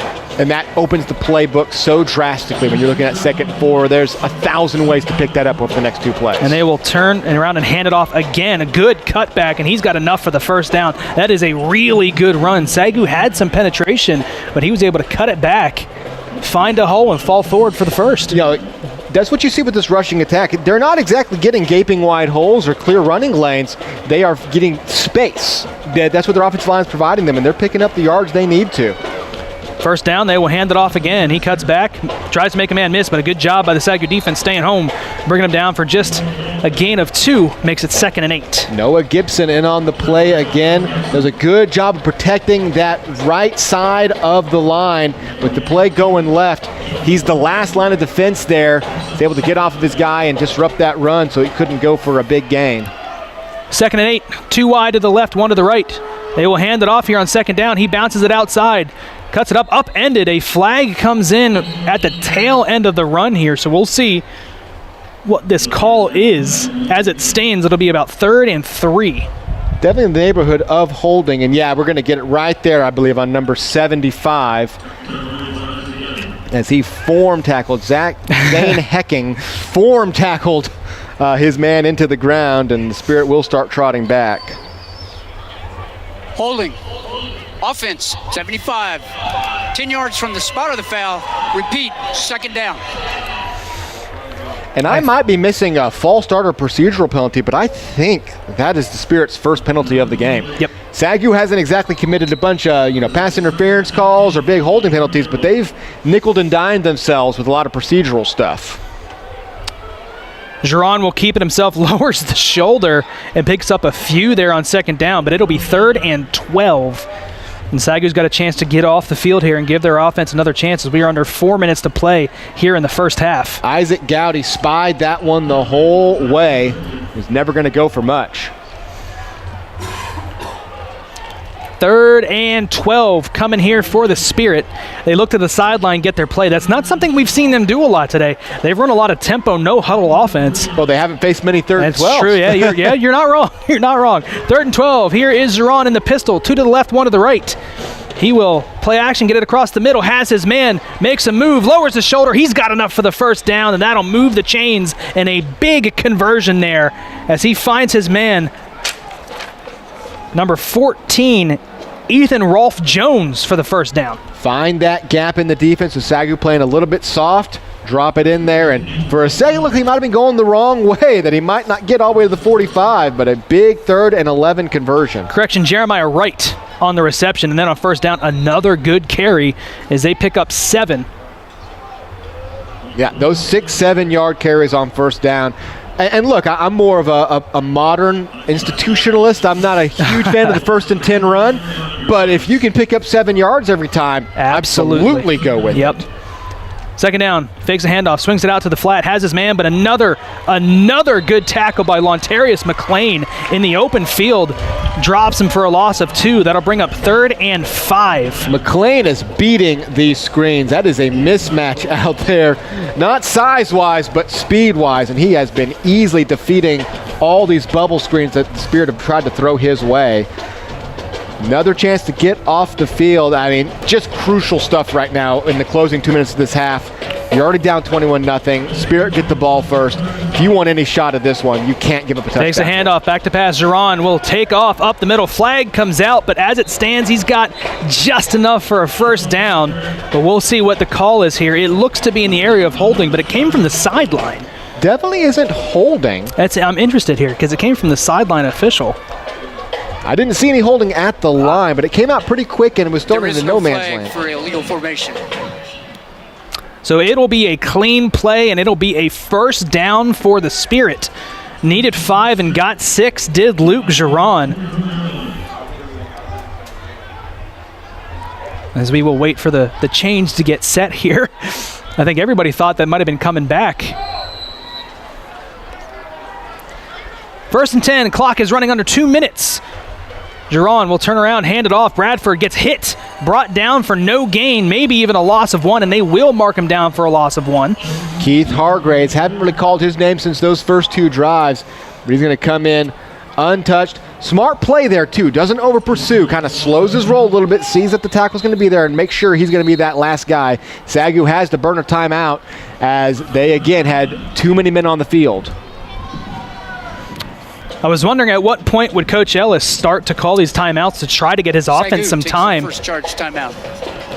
And I think that was less about getting time and more about saving 5 yards. Yeah, running off the field. Not wrong. Yep. Because at this point, with 1:36 left and still 45 yards to go, the clock is kind of your friend as a backstop to try to keep the clock moving on the Spirit, although I believe they have all 3 timeouts left as well. This is a crucial moment in this game. You're already down 21-0. Spirit are getting the ball to start the second half. You really just can't afford to give up any points here. If you give up any points, it's going to be an absolute, Everest-level mountain to climb coming out of the second half. As long as you keep it 21, as I say, you're just one goofy thing away from kind of getting back in the game. If you let it get any further than that, it's going to be a long second half.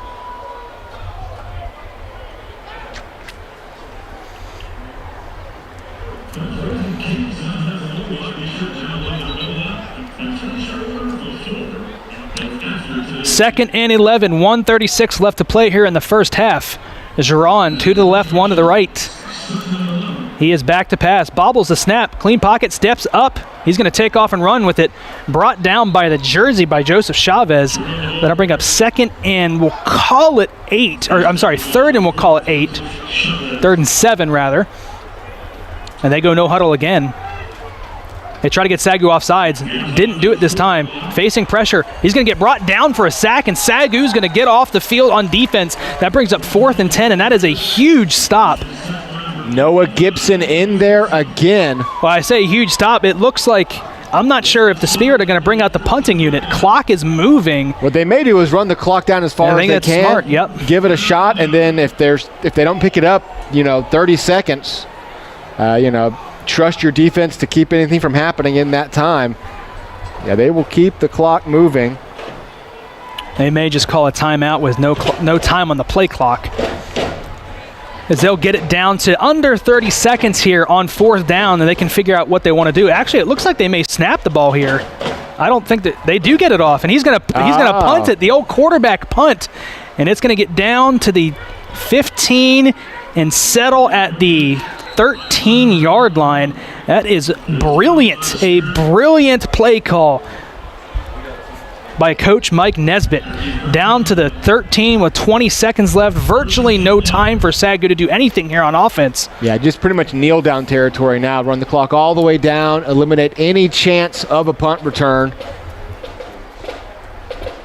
And I bet SAGU, with 87 yards ahead of you, 20 seconds left, and with what you've been able to put up so far, probably just going to play it safe here and go to the locker room. They're not lining up as though they're kneeling down, however. 2 men in the backfield here, and it looks like he may take a knee from the shotgun, and he will. They'll kneel it out and go to halftime, down 21-0 to the Spirit. And you got to think something needs adjusted here, as Ottawa of Arizona will come out of halftime with possession. Yeah, that's the tough part right there, is you were able to kind of weather things after you fell down 21-0. Your defense forces 2 3-and-outs and that big punt after they cross midfield. But still a lot to pick up now. And all that damage happened really in a very short period of time. 3 quick scores. 3 quick scores on 3 short fields. 46-yard drive, 53-yard drive, and that 22-yard drive after the botched punt. Other than that, your defense really kind of, kept you in the game. It's hard to say that when you're down 21-0, but when given a full field to work with, they have always found a way to disrupt this Ottawa offense. It's really just going to be very incumbent upon this offense now. You go to the locker room, you got 20 minutes to kind of talk things over, figure things out, find a way to go get any points. And as far as the defense, it might come down to forcing a special play, a pick 6 or something to kind of get you back into it. But at the moment, SAGU has a little bit of work to do coming out of the locker room. We're going to be talking here with just a moment with defensive coordinator Jared Hudgens. A household name, Jared Hudgens, absolutely. How about that? Thanks for joining us here, Coach. Obviously, outside of those 3 short drives, the defense really did a great job of defending most of the field. What do you need to do to kind of make a big play happen in the second half? Just capitalize whenever they do take their shots. We got to stay home on the backside better. And other than that, keep tackling well. We're tackling pretty decent. We just got to be a little more patient on the backside. Keith Hargreaves is one of these guys that just brings all the speed, all the aggressiveness. What have you seen from him so far in this game, and what do you want to see from him in the second half? Man, Keith's doing a great job out there. We gotta fit some things a little better, but other than that, I'm pretty pleased with it. Awesome. Well, Coach, we'll let you get down there, talk with your guys. Good luck in the second half. Appreciate you guys. There you have it. SAGU trailing 21-0 as the Spirit will receive the second half kickoff. We'll see what is in store in this Sooner Athletic Conference matchup right here on the SAGU Sports Network.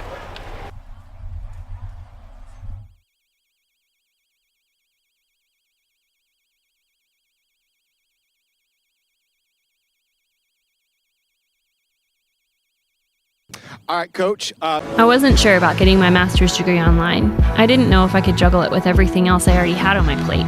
Would I be able to find a local university that matched my values, offering the support and flexibility for my busy life? What about finances? I didn't think it was possible. Then I found SAGU. The flexibility in their programs, affordability, and biblical perspective helped me to see a way forward to fulfill my God-given calling.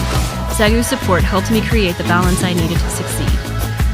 Now I can pursue my degree and connect with a wide network of opportunities that will set me up for the future. Apply now and see what opportunities are waiting for you.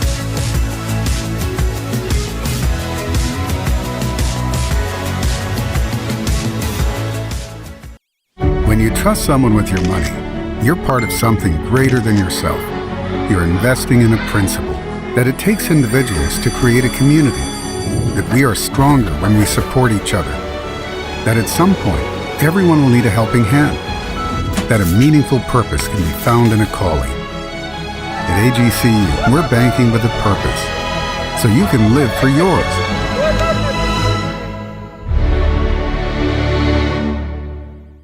When I was looking for a college to attend, I didn't just want an education, I wanted an experience. When I found SAGU, I knew I'd found a university that thrives on strong faith and solid friendships. I feel at home in my classes. I can interact with my professors and classmates because instruction is personalized. With a diverse student body, I have plenty of chances to be myself while growing with amazing people at the same time. If you're looking for much more than a college education, SAGU is for you.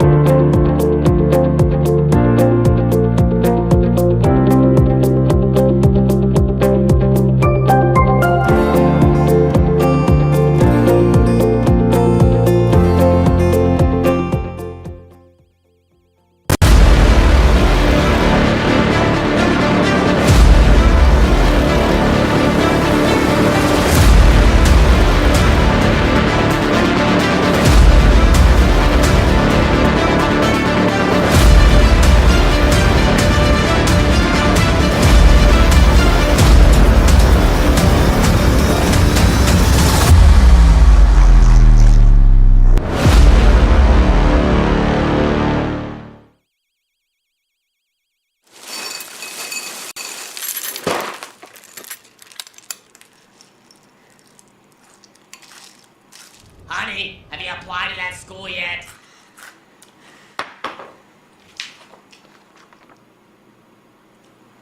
Not really into purple.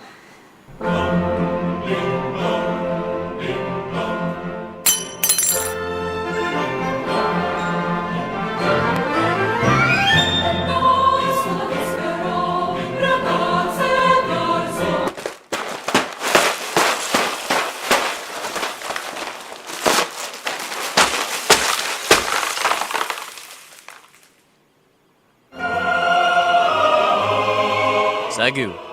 Never say no to a lion. When you trust someone with your money, you're part of something greater than yourself. You're investing in a principle that it takes individuals to create a community, that we are stronger when we support each other, that at some point, everyone will need a helping hand, that a meaningful purpose can be found in a calling. At AGCU, we're banking with a purpose. so you can live for yours.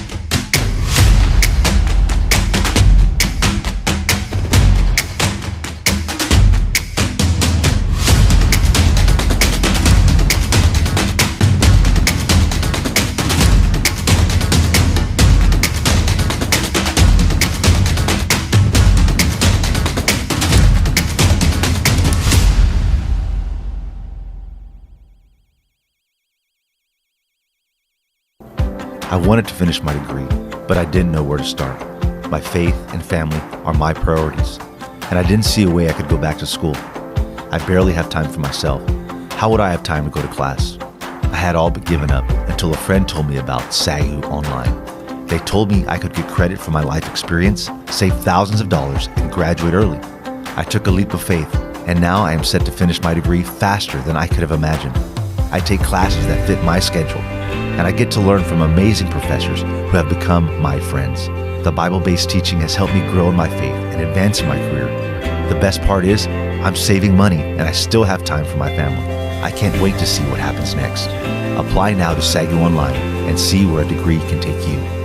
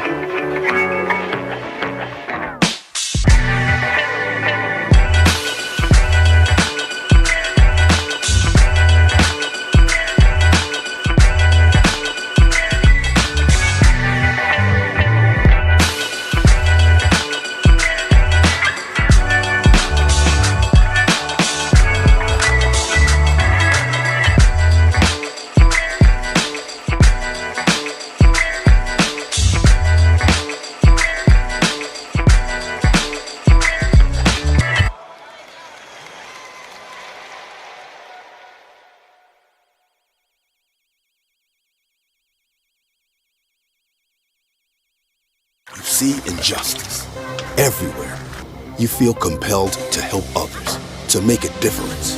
But how? The answer is simple. By being exactly who you are. Now it is time to be equipped. Invoke change.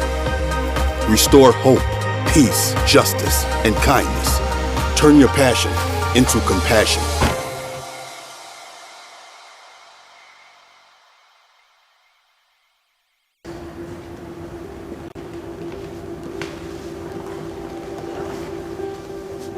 All right, here we go. It starts here. 8-10. Take one.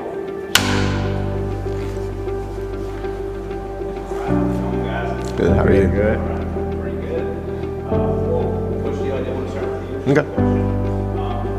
Why do you think student athletes come to SAGU? Yeah, I'm in to showcase your talents in your sport, but I think SAGU uniquely gives you a family atmosphere, it gives you a community, it gives you a chance to grow your whole self, to your spiritual growth especially, to who you are as a man or who you are as a person. And I think that we offer a little bit deeper understanding of yourself whenever you leave, and I think that whenever they leave here, they really feel a part of something bigger than themselves. Okay, so Dad, what have you enjoyed most about being in SAGU's basketball? Feels like a family, and I wouldn't want to be anywhere else just because like how fun it is, and it's just been a really great experience.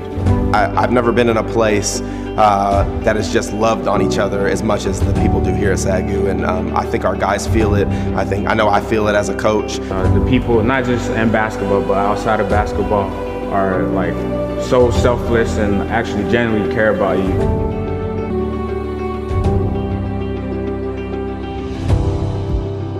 It starts here.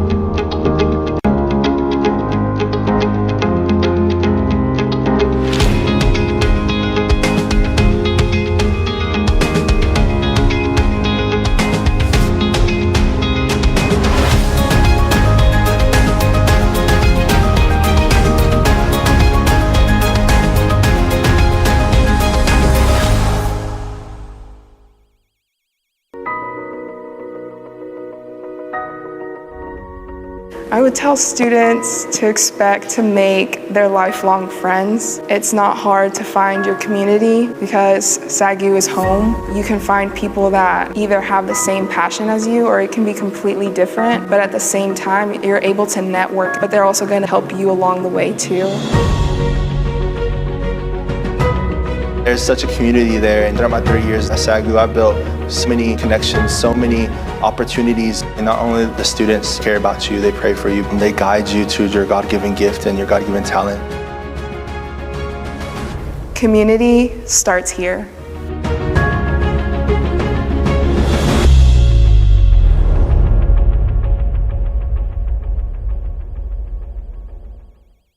I wasn't sure about getting my master's degree online. I didn't know if I could juggle it with everything else I already had on my plate.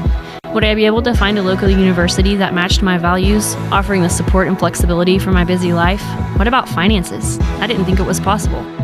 Then I found SAGU. The flexibility in their programs, affordability, and biblical perspective helped me to see a way forward to fulfill my God-given calling.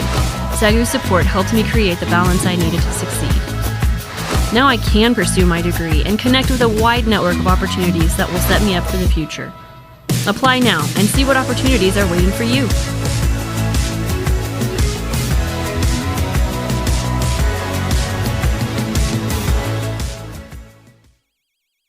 Tired of being passed over for that promotion? Well, did you know that getting your MBA can be a great way to supercharge your professional career? Those who graduate from a 2-year MBA program on average earn a starting salary of $90,000. Through SAGU's online MBA, you can earn your degree while still working at your job. And at half the cost of other 2-year MBAs, there's no need to worry about the price. And you can now complete your MBA in 12, 18, or 24 months. So what's holding you back? Apply today at sagu.edu.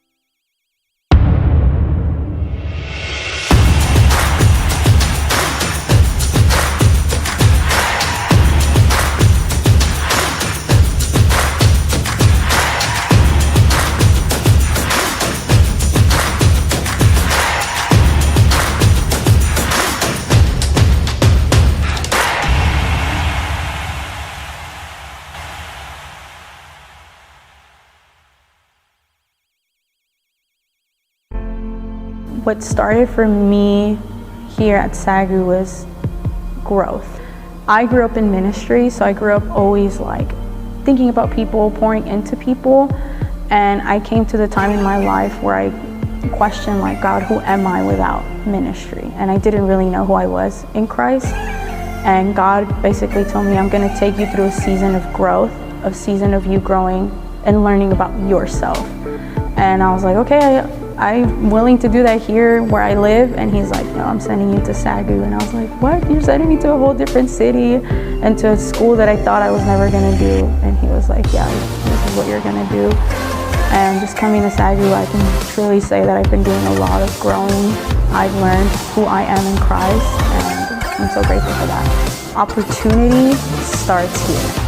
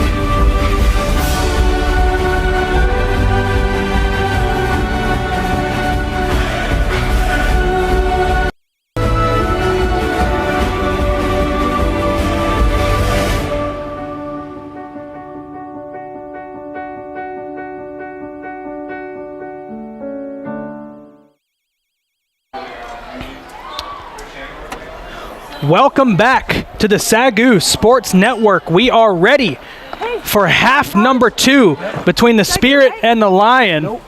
And we're getting a live look in at St. Thomas and Texas Wesleyan. Again, one of the games of the week here in the NAIA, and it's a close one. Yeah, I think I just caught us 13-7, and St. Thomas is driving. 14-7. That was the extra point that was going through. So big matchup there, and another big matchup here in the Student Athletic Conference with the Spirit of Ottawa, Arizona, with a commanding 21-0 halftime lead. And you look at that first half recap, and on my sheet in front of me here, my handwritten sheet, I see a block of punts for SAGU, and really a block of punts for the Spirit with 3 left hooks right in between. Yep. Three left hooks on a 46-yard drive, a 53-yard drive, and a 22-yard drive that has them with this 21-0 lead. Just an efficient first half for the Spirit. Didn't have to do anything fancy, didn't have to do anything special, capitalized on their opportunities, and now they're about to get the ball first with this 3-score lead. We are underway here in half number 2. It's going to be a short kick fielded at about the 16. And he's going to take it up the sideline past the 35. In Ottawa of Arizona, the Spirit will have good field position at the 34-yard line. Tim, like you said, 3 straight scoring drives for the Spirit, and that's all they've done so far on offense. The rest of the drives, the SAGU defense has done a good job of getting off the field, but those 3 short fields really proved to be fruitful for the Spirit and this offense, putting them out to this, what feels like a commanding 21-0 lead. And that's what you do. You take advantage of your opportunities. And if you're watching with us right now, reminder, you can watch us on your big screen as well. You can cast that, find us on YouTube, And be sure to keep the phone open and chatting with us throughout the game as we put your comments up there as this first down run goes for right around, count it up, 5-6 yards. Like clockwork. It's been the same story every drive so far for the Spirit. They get a good run on first down, and they can basically dial up whatever they want to do on second. 4 wide. They're both stacked on either side of Luke Giron here. 2nd and 4. He's back to pass. He's going to get brought down. Quick pressure. Noah Gibson sheds the blocker and brings down Giron. It'll be 3rd and 12. And if you're looking for bright spots on the SAGU side after 30-plus minutes of play, Noah Gibson has had himself a very solid game, disrupting the run, getting to the quarterback a couple of times, and I believe that's our first pure sack that we've seen today from the Lions. They might have had one when he was running around and scrambling, but as far as pass rush goes, yeah, I think you're right. The first real sack of the day for the Lions. 3rd and 12. Back to pass. He's going to go across the middle. Has his man in stride. Tripped up, but not before he gets enough for the first down. A nice little pitch and catch there from Giron to what seems to be his favorite target today, Carson Hacker. Nothing fancy about this at all.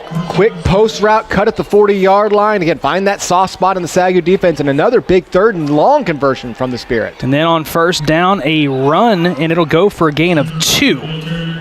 They'll bring up 2nd and 8. Gibson again with that pursuit. And again, he's lining up on the left side here. So when you see him come all the way around, look at what he has to fight through to be the guy to make the tackle. And it's just 2 yards down the field. Excellent day from him so far, and at least throws off that pattern of 5-6 yard gains on first down. Right at midfield at the W. Here's Giron. He's going to back the pass across the middle again. Popped out. Good play by the SAGU defensive back. That is Dylan Kaufman coming up from the safety position to pop that ball loose. And that's about the 2nd or 3rd time that SAGU secondary has had to, at the very last second, prevent a very big play. They've been on their toes today. Again, I don't think the Spirit have had a play that's gone for more than maybe 15 yards all day. The SAGU defense has kept them in front of them. 3rd and 8. There is a free play. He gets rocked as he throws it. Keith Hargraves, immediate pressure. He might have been the one that was offsides, though. He's upset with himself. This will be the 2nd time he's going to be flagged for jumping across that line as the hard count from Luke Giron draws him off. This is how SAGU really give up their first touchdown of the game. It won't result in a first down. Instead, it'll be 3rd and 3. Offside. Number 2 of the defense. 5-yard penalty. Repeat 3rd down. And when you're an aggressive linebacker like Hargraves, that's the double-edged sword. You're trying to time it. You're trying to get back there, make something special happen.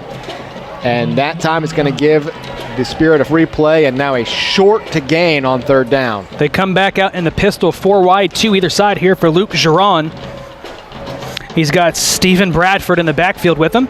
He's back to pass here on 3rd down. Hargraves with pressure. He's going to roll out to his left. He's got enough for the first down and then some. Giron, turn it on the Rockets. He's to the 20, to the 10. Can he finish? He can! Luke Giron all the way from the 45 with a 45-yard rushing touchdown. The field opened wide. The hole was there. And look at the speed. Turned on the afterburners and all the way into the end zone. Outruns Noah Gibson. Gets great blocking by his wide receiver down the field, and a complete quarterback scramble. Nothing designed about that. We had mentioned that he had 4 rushing touchdowns on the season coming in, so he can hurt you with his legs. That's probably his biggest run of the year, though, breaking it on 3rd down for 45 yards and giving the Spirit now a truly commanding 27, call it 28-0 lead. And as you say, the extra point is up, and it is good. And it is indeed 28-0. And that's notable because that's the first really long touchdown drive of the game for the Spirit, going 65 yards on that. I mean, I say really long. It's not a 90-yard touchdown drive, but going 60-plus yards, didn't need midfield to do it, and capped off by a big play from their quarterback, who has just been very precise today, throwing a couple of touchdown passes, hasn't had to do anything all that fancy, and right there puts on the Jets to give them the 28-0 lead with 1, 2, 3, 4 left on the clock. Just had to notice that. 12:34 left to go in the third quarter. The little things in life. As you said, two passing touchdowns today for Luke Giron. One to Hacker, one to Bradford, and then we saw him do it himself. 45-yard touchdown run for Luke Giron.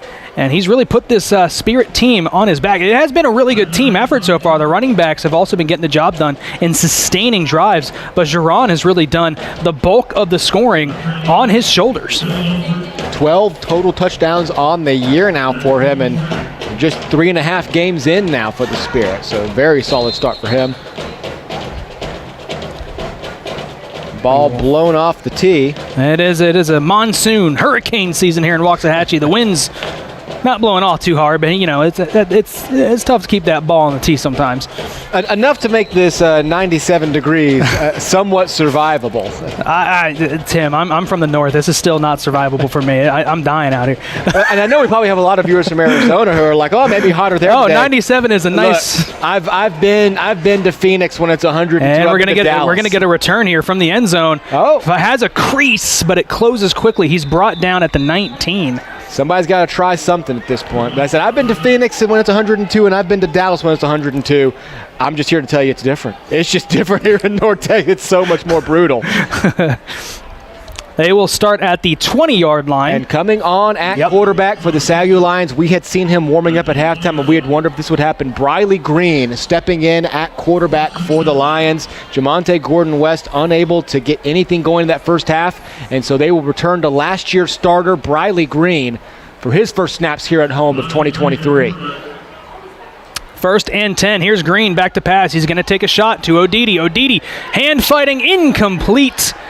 Good coverage on the outside. One-on-one really on an island by the Spirit defender. That's not a bad ball from Green. Just better coverage. That's been the thing about this SAGU offense. Obviously ineffective across the board. Only 2 first downs.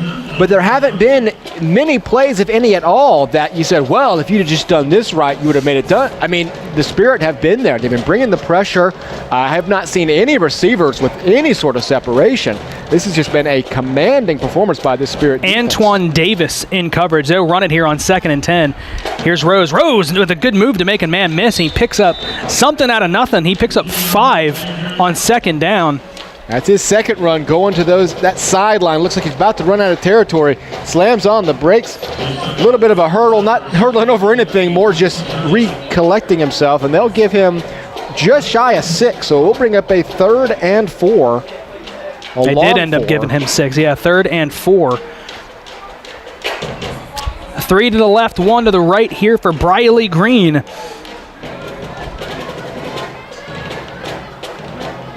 Almost got him to jump. Yeah, hard count. That was something he was excellent at last year as well. That hard count, he was very good at getting free plays. They will run it here on 3rd down. Nothing doing. Swallowed up immediately by this Spirit front. No gain. That'll make it 4th and 4 and another 3 and out here for SAGU. Everything between the hashes has belonged to this Spirit defense. Any success the Lions have found, and it hasn't been much, has been sprinting to the corners. They have completely destroyed anything inside.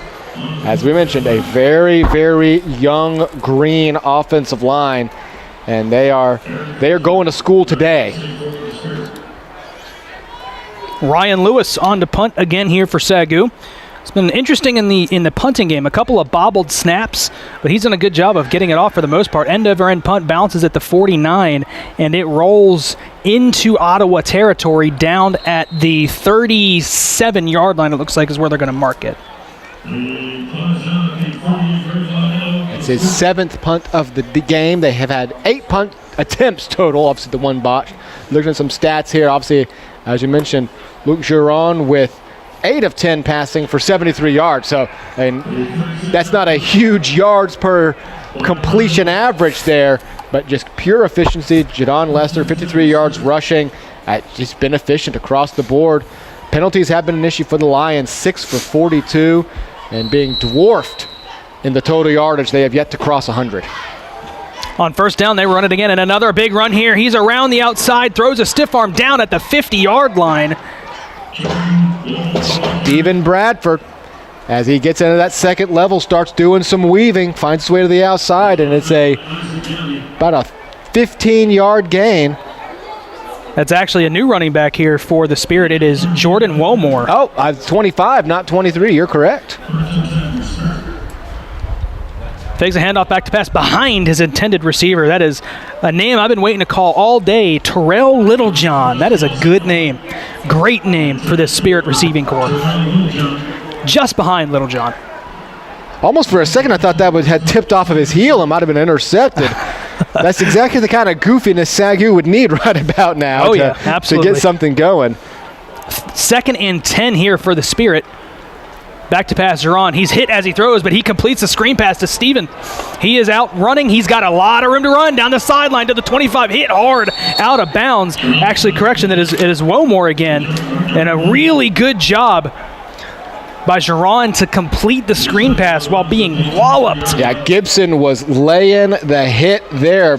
Gets it off underneath, and I mean, everything that the Spirit does is so well calculated. They had already moved so many guys down the field, gave him plenty of room to operate. There was a flag on the play. I don't know. I wonder if they're going to get him for roughing the passer here because he did hit Zeron hard. Personal foul. Roughing the passer. Defense 55. 15 yards added to the end of the run. Automatic first down. That's interesting. I'd like to see that replay because it definitely, obviously earlier we had the clear-cut hit from Hargreaves. He had to have hit him in the head. Let's see here. I mean, that's it's going to be the drive to the ground. He drove him to the ground. They don't like seeing that anymore. So obviously the hit was very well timed. But when you take the quarterback to the ground like that, see, somebody made the mistake 6 years ago doing that to Aaron Rodgers, and so they had to change all the rules. I noticed they didn't change the rules after they did that to Tony Romo, but Aaron Rodgers changed all the football rules after that. Yep. Here's Zeron on first and goal. I got to goal. bother you at least a couple times a game like that. Swings it out to the flat for no gain. It'll bring up 2nd and goal from we'll call it the 8-yard line. Pursuit has still been very good. Yeah, a loss there. Pursuit has still been very good on these screens and these flare routes. SAGU secondary has gotten there and taken care of business. Because we got a bit of an issue with the chains over there. Might be trying to untangle something as we have an official timeout. This will not be a charged timeout to either team. As the Spirit have marched their way back inside the red zone again after their offense had hit a bit of a lull after they'd taken that 21-0 lead. They had 2 3-and-outs, and then that end of the half drive was unable to get through. There's our weather right there. That's what I'm talking about. It's 93 degrees. Feels like 105. 105 is the real. Yes, that's what it feels like. 12 degrees higher than what actually says on the thermometer, so it's a tough one.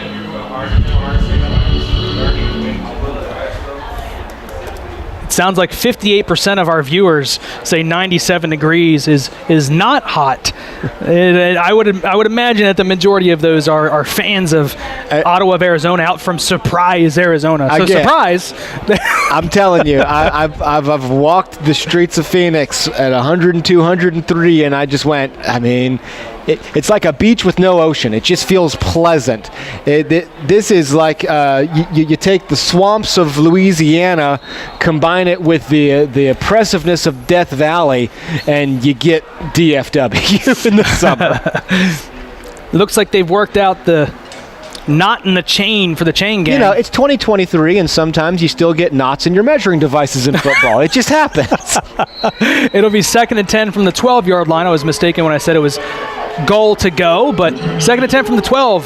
Back to pass, Zeron faces pressure, ducks underneath it, swings it out, nobody there, and he does take a hit as he delivers. That almost could have been intentional grounding. I was just about to say, I think they should take at least a conversation about intentional grounding. He was still in the pocket now. He was hit as he throws, but there is nobody in the vicinity. There is some discussion between the officials. They're looking at the hashes. They may just call this intentional grounding.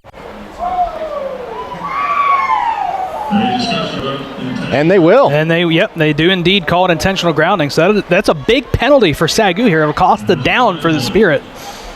Intentional grounding, number 8 of the offense. That's a spot foul, loss of down. It's 3rd down. So that's as good as a sack for the SAGU defense, and it comes up in a huge spot. See, I always thought that if there's a guy in the vicinity there that causes the intentional grounding, they ought to give him the stat for the sack. I've always been an advocate of that. We need advanced metrics where it's like we need assists on interceptions if you're the one that's hitting the quarterback as the ball goes up, and we need penalties drawn. They will hand it off here on third down. Nothing really doing there just to get some of this yardage back. They're moving the pile. I spoke too soon. They got back about 7. They make it 4th and 9. Yeah, it'll still be a very long situation. Probably just go for the field goal in this situation. But yeah, wrapped up at the 15 and finds his way all the way to the 10. And they will bring the special teams unit on for their first field goal attempt. First field goal attempt for either one of these teams, coming with 9 minutes left to go in the third quarter, as Landon Reeves is on to do the kicking duties here for the Spirit. This will be about a 26-yard field goal. Call it 27 yards. Good snap, good hold, kick is up, and it is good. Another scoring drive here for the Spirit, 31-0 now on the 27-yard field goal. And another immensely efficient drive. We're not seeing anything special go down. It is just marching down the field. Another score update from the big game of the week, really. St. Thomas now out over Texas Wesleyan 21-7. Again, this game wouldn't impact the Sooner standings at all because this is a non-conference game, but it could potentially put that first loss in the Rams column. As you look at the overall standings here, look at obviously at the top because of the total games played, but Louisiana Christian is sneaking up those standings. Another win over Langston. If I'm not mistaken, I think they are undefeated against Langston since they have come into the Sooner Athletic Conference.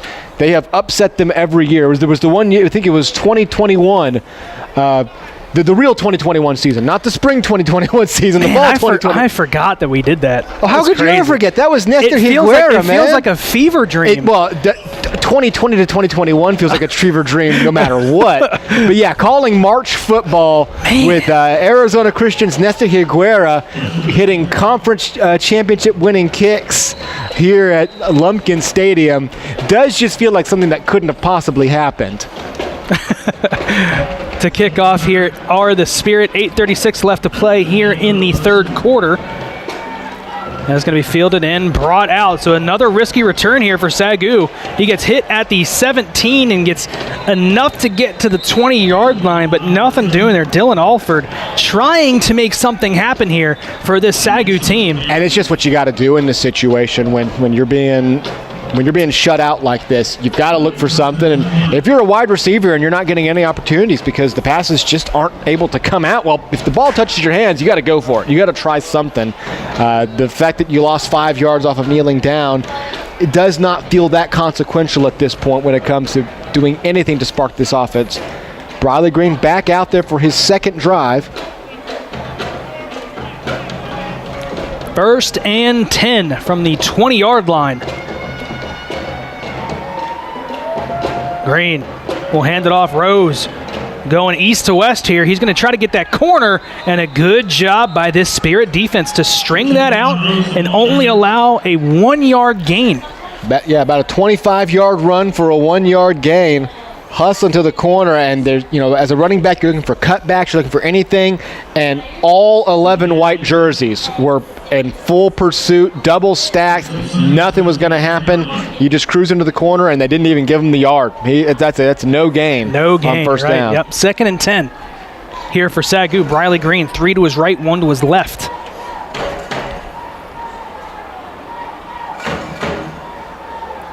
Green takes the snap. He's back to pass. They bring pressure. Flicks it out to Rose. Rose has a million white jerseys in front of him. He's going to get brought down for no gain again. So DeKevion Rose, back-to-back touches here for no gain, and that brings up 3rd and 10. And again, this ball has to come out immediately. Briley Green has no chance to even look downfield at his first, second, or third options. He immediately has to go to the emergency dump off to Rose because he's got 3 jerseys in his face. 3rd and 10 from the 20-yard line. back into the huddle again. A lot of huddling up, and a lot of that's just trying to buy time. And obviously, if something's working, you're repeating it. If nothing's working, you have to go back to the drawing board after every play. 3rd and long here for SAGU and Briley Green in this offense. The Spirit show pressure, and we've got a delay of game penalty, so this will back it up and make it 3rd and 15. Not any easier here for the SAGU offense. And a full set of substitutions now for the Spirit. 5-yard penalty. Repeat the down. They bring in an entirely different defensive staff. Now this is going to be a 3rd and 15 versus 3rd and 10. As a complete spread defense here, as you'll see, they got it's a 3-5-3, almost a soccer formation. Here is Green. They will just hand it off here on 3rd down, and that's going nowhere. A 3rd down run on a spread out defense, as spread out can be, goes for a huge loss, and that makes it 4th and I'm not even going to count. 4th and 17 as Ryan Lewis, a busy man today, out to punt yet again. I was about to say, that's when you know that there is complete dominance afoot. That's the kind of play that should go for 7 yards regardless of anything going on with how spread out you are. That's like getting the sack on the Hail Mary, sending one guy rushing. When you're that spread out, nothing doing at all. Instant penetration, loss of 2, and it is the dominance just continues for the Spirit defense. The SAGU will yet again have a 3-and-out and punt from inside their own end zone. High end-over-end punt, and it is short. And fortunately for the Lions, it takes a bounce in their favor, but it will still settle at the 45-yard line.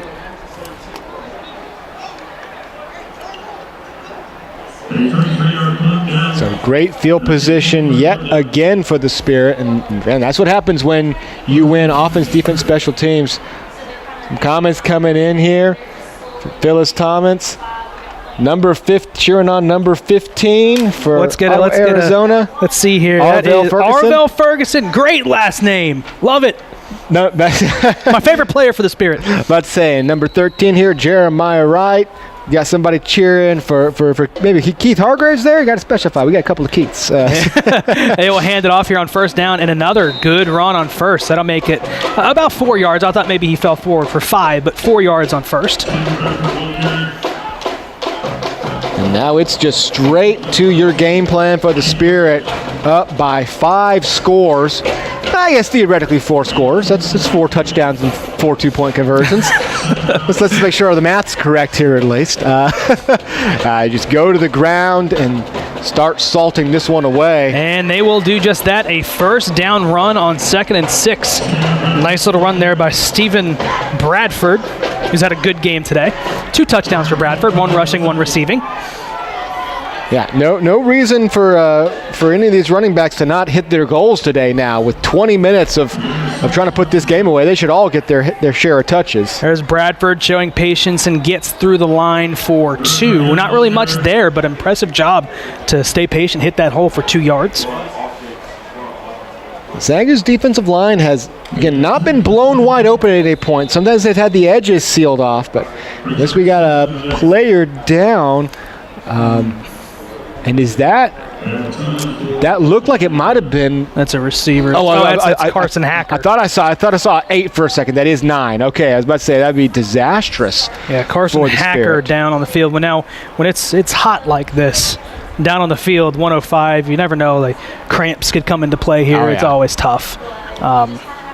Looks like he's stretching it out. If he walks, it looks like he's up on his own strength. That's a good sign. Good sign for Mr. Hacker, who's had a good game himself today. Touchdown reception has been his quarterback's favorite target over the middle of the field and in the flats. It's really been a menace when they do decide to throw the ball. Usually Carson Hacker is the guy who's open. So he's had a good game himself today. Yeah, looks like he's just stretching out that calf. After 3 quarters of this, it wears on you. It'll be 2nd and 8 here for the Spirit after the injury timeout. Clock will continue to roll.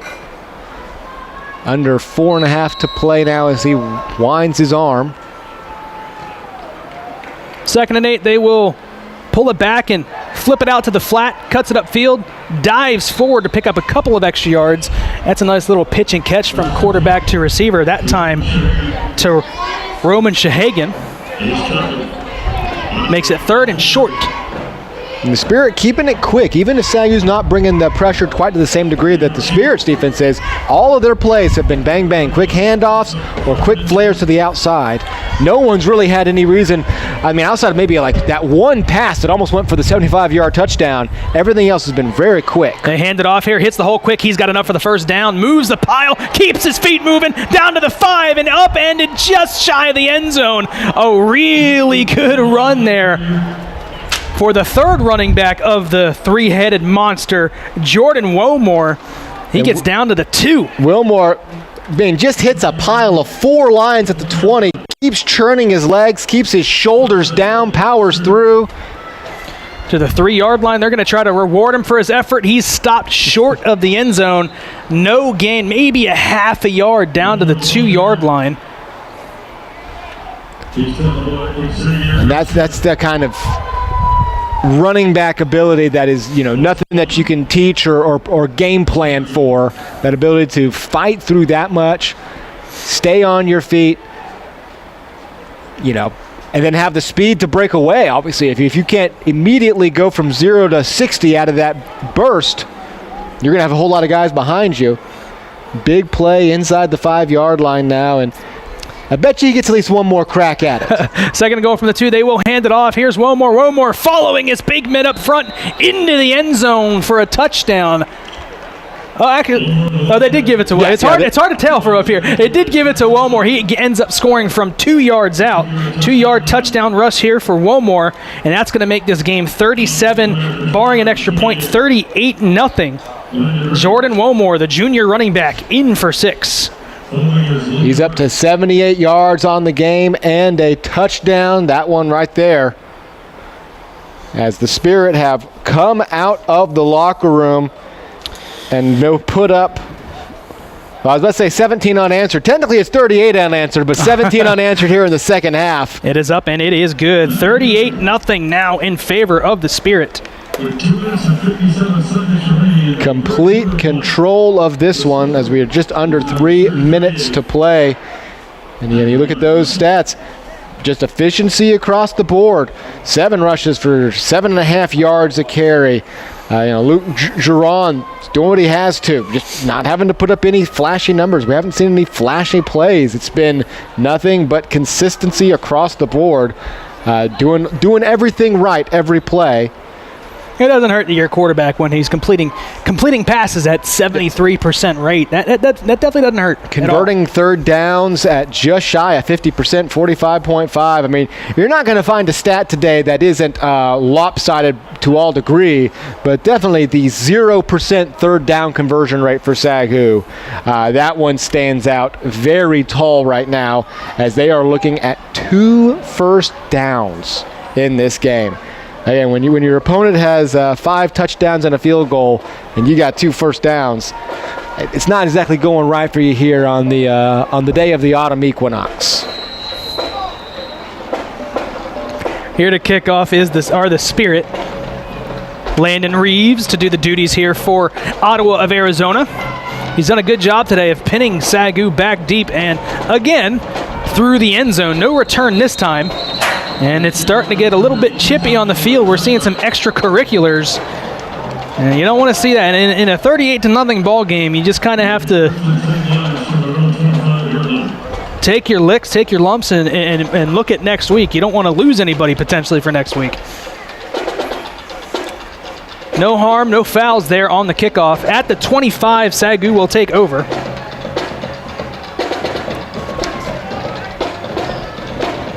Briley Green still in at quarterback for SAGU. Yeah, that's what I was checking on. I was checking jersey numbers as they walked out, seeing if somebody else is going to get a shot today.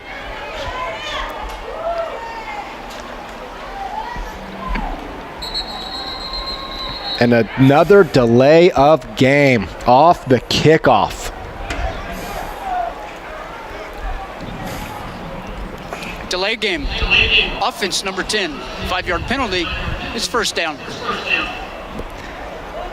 I mean, there's never a good time for a delay of game. But on a change of possession situation where all you got to do is walk out, I mean, I think you got some dejected helmets walking out there right now, and that's why you saw that. Green back to pass. Incomplete. Doesn't look like Jamal Long was ready for it.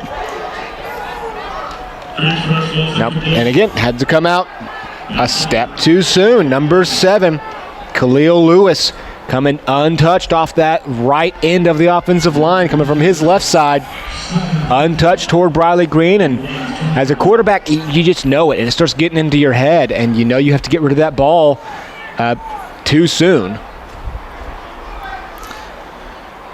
2nd and 15 now for Briley Green in the SAGU offense.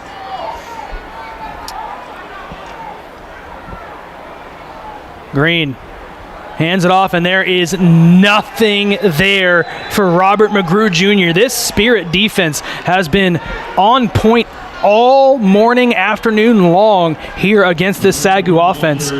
Mike Anderson's going to be the one who's going to make the initial contact there. And, I mean, I am racking my brain trying to think of a play where the handoff happened and the running back could just run straight ahead and not see a white jersey before I saw a purple one. It has been that much dominance up front for Ottawa, Arizona. 3rd and 20 here for SAGU, so you got to expect, I mean, I don't know what you expect here. Maybe they just hand it off and take the yardage. We'll see what Briley Green comes out with here. 3rd and 20. And they will indeed hand it off to Dekevion Rose, and again, brought down for a loss of 3. It'll make it 4th and 23. I mean, absolute devastation up front. Not a split second. Rose is literally taking a step before he's getting, and the Spirit will call a timeout. Not sure the reasoning behind that one at this juncture of the game, but it might be to give their offense a break.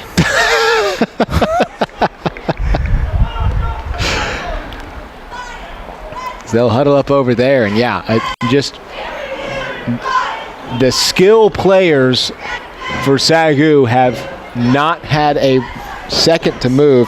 Now, what you're seeing here is the Lion Athletic Complex, which is now the home of SAGU soccer and currently the practice home of SAGU football. A gorgeous new facility. Man, it looks good. Over on the campus of SAGU. I'm not sure if you remember going to soccer games back in your days at SAGU. I called the soccer games back in my day at SAGU. So I attended them from inside the chapel, but I know what you're talking about. Yes. Yeah, it's a beautiful, pristine field. Yeah, look at that, man. Still coming together over there. A lot of big plans coming down the pipeline there, but you love to see that over there. As yet again, the punt just gets off, sails out of bounds, and this is just the referee's choice of where to place the ball. He's going to put it at the 28-yard line. So another short field here for Ottawa of Arizona.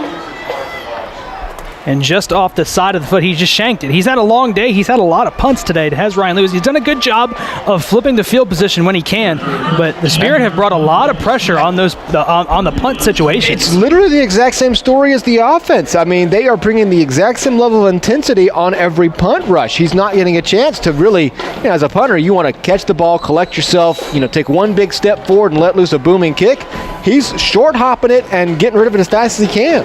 Jaron still in at quarterback. He will turn around and hand it off. Nice cutback. He's got just shy of the first down yardage to gain. That is Stephen Bradford. Yep, Bradford gets his drive now. It's just a rotating cavalcade of the three-headed monster now. Picks up 8 yards on first down as we drop under a minute to play in the third quarter. And that'll be a false start against Ottawa of Arizona. We'll see here. We've seen some funky procedural penalties today. This one seems like it'll be pretty easy. False start. Offense 76. 5-yard penalty. It's second down. And it looked to be even less of a false start and more just that he was trying to get his footing and lost balance and kind of wobbled back. It wasn't even a, kind of a herky-jerky try to draw him off sides. I can relate with that. Happens to me when I get out of a chair. 2nd and 6 here for the Spirit offense after the false start. At least your wife's not throwing a flag at you, all right? Oh, another one. Are we going to get another one? Yeah, and that was your typical head bobs. They're both pointing here. We saw a false start. Okay, I was going to say false Offense, start. 76, 5-yard penalty. 2nd down. So back-to-back false starts calls on Zach Woltz. I'm sorry, Zach, I haven't said your name once today, and now I say it because you got 2 false starts. You've done a great job otherwise. I mean, you got to go Harvey Gonzalez, Andrew Rowe, David Sanchez, Zach Woltz, and Zane Hecking. This offensive line has done a phenomenal job up front in the running game here for the Spirit. That's the curse of the O-line. The announcers say your name when you false start and hold, and not much in between. No, I'm going to give them credit. They've done a really good job. Here's Jerron back to pass, looking deep in the middle of the field. He's got his man down at the 3-yard line. Pitch and catch from Jerron to Little John down inside the 5-yard line. Slamming on the brakes and having to kind of hop up and get this well-placed ball where his receiver can get it. Just textbook football today. Everything they have done has been according to plan. They haven't had to, pull out any bags of tricks. It's just been exactly how you want to do it. So on the final play of the 3rd quarter, the Spirit will again cross into goal-to-go situation. 15 minutes left. All Ottawa, Arizona here in Waxahachie, Texas, up 38-0. And threatening at the 3-yard line. Threatening to make it much, much worse. As again, the stats tell the story. Sometimes you'll see stat sheets that, the game was closer or it wasn't as close as it seemed. The stats in the scoreboard match perfectly today. Got a shout out there for number 8.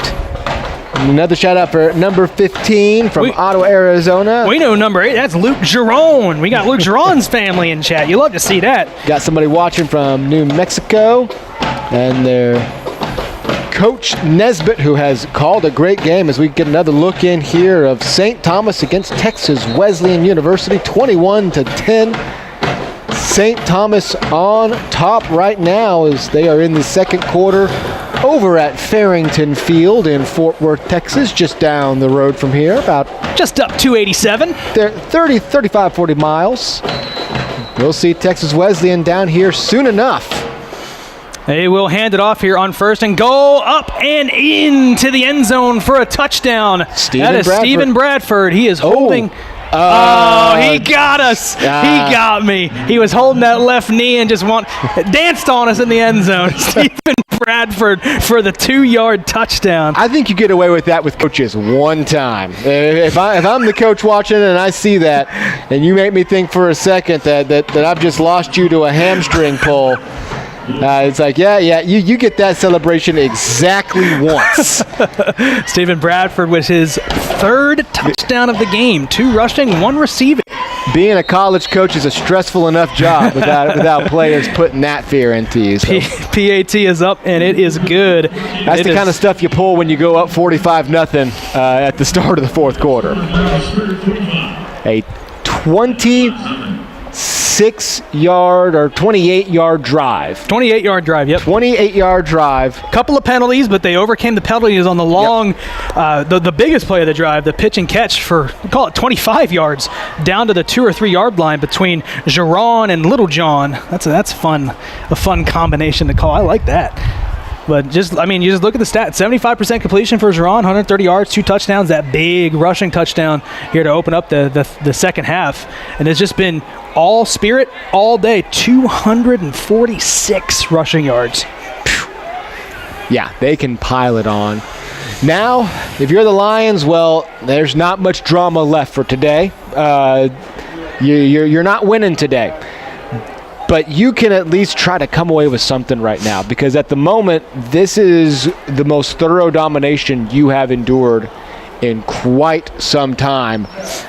It is incumbent upon you to find a way to get something going. You've got a lot of games ahead of you in this season, and we've seen them, rally back after a really tough loss last year, shutout loss to the Rams.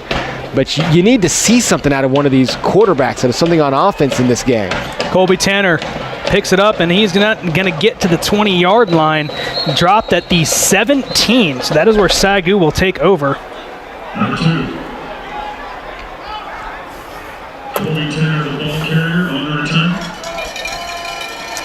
So SAGU's offense will return.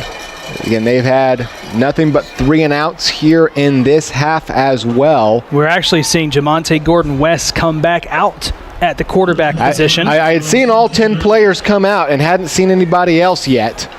So, yeah, Gordon-West will step back in the fourth quarter. So Briley Green got the third quarter, and Gordon-West will step back in after he had the entire first half. He's going to let it go here on first down, looking for his man downfield, and Paul Odidi could not find him. Great coverage on the outside, and it has been blanket coverage all day here for the defenders here for the Spirit.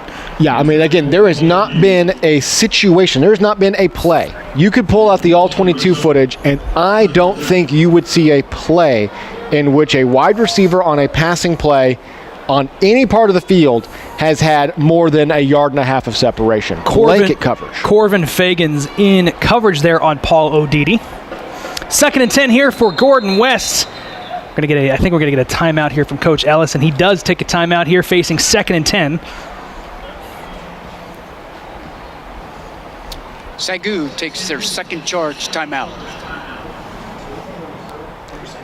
So they call their second timeout, probably just to kind of collect themselves. Looked like the play clock might have been ticking down as well. There's your three running backs. Yep, you talked about it. Wilmore, Bradford, and Lester. And the thing is, Jadon Lester started this game. We haven't seen him in a minute. It's been all Wilmore and Bradford here since the second quarter. It is their first timeout of this half. And so, again, nothing insanely flashy either. Nobody with a 12-yard average. Everybody's just hitting those marks, 4.5 or higher. Everybody over 50 yards now. Lester doesn't have a touchdown yet, so I mean, he may be pining to get the next drive. And you can't forget about that 45-yard touchdown run from Giron. That also adds to the old average. Exactly, yeah. He has, I believe, 48 yards rushing on the day. Again, most of that on one play. So 4 rushing touchdowns. It's just fundamentals. Everything that the Spirit has done today has been pure fundamental football. 2nd and 10 here for Jamonte Gordon-West and this SAGU offense. 3 to the right, 1 to the left. He is back to pass. Lets it go, looking for the comeback to Jamal Long, and sails over his head. Good coverage, wasn't really anything there. Tyler Faber on Jamal Long. And if it's out of Jamal Long's reach, you know it's probably overthrown, but that's the way it's been today. Just having to throw it up there and hope for any way to get it on the corner because you've had nothing inside. Crossing routes have not been there. And really there's been no way to go over the middle because you get such immediate penetration. It takes a second for a wide receiver to make a cut and, cut on a crossing pattern or a post pattern. None of that's been happening. 3rd and 10. They will just hand it off here on 3rd down, and nothing doing there for the SAGU running back. This time on the carry, it was Raphael Bell. He picks up, call it 6, so a good job to push the pile after the initial contact, but that still brings up 4th down, and Ryan Lewis out to punt again, and another 3 and out here for the SAGU offense.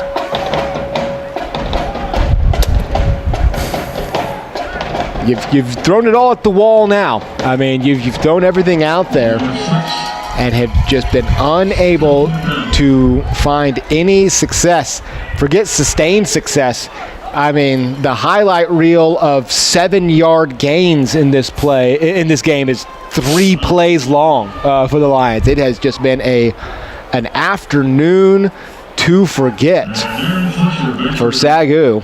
Lewis gets it off. Much better punt this time. End over end over the head of the Spirit return man, and it's going to take a good SAGU bounce. And talk about a highlight reel. That is one for Ryan Lewis, picking up where he left off last season as a freshman punter. Gets it all the way down to the 7-yard line. Finally got a chance to uncork one and caught that wind at his back. So let's see here. Oh, this is a poll from last year. We ran to people. We talk about highlight reels of punters. And interestingly enough, Instagram was very in favor of that being a perfect punt. But TikTok less so. which just proves how much further could the guy's heels were on the end zone? Again, look, okay. Let's think of our TikTok demographic. They're just not football fans. I'm sorry. The Venn diagram of K-pop, TikTok people, and football fans is you. Hey, watch what you say about that K-pop now. Come on, Adam Ferguson. Come on. It's two giant circles and Adam Ferguson right in the middle. Oh, man. A first down run here for the Spirit. Goes for about 4, maybe 5, so how it's been going all day long here for the Spirit. They continue to rack up these rushing yards as we have a player so slow to get up. That is Wilmore. So I was thinking we have somebody watching from Seattle, the Pacific Northwest. So y'all are just now. Oh, it's not even afternoon yet.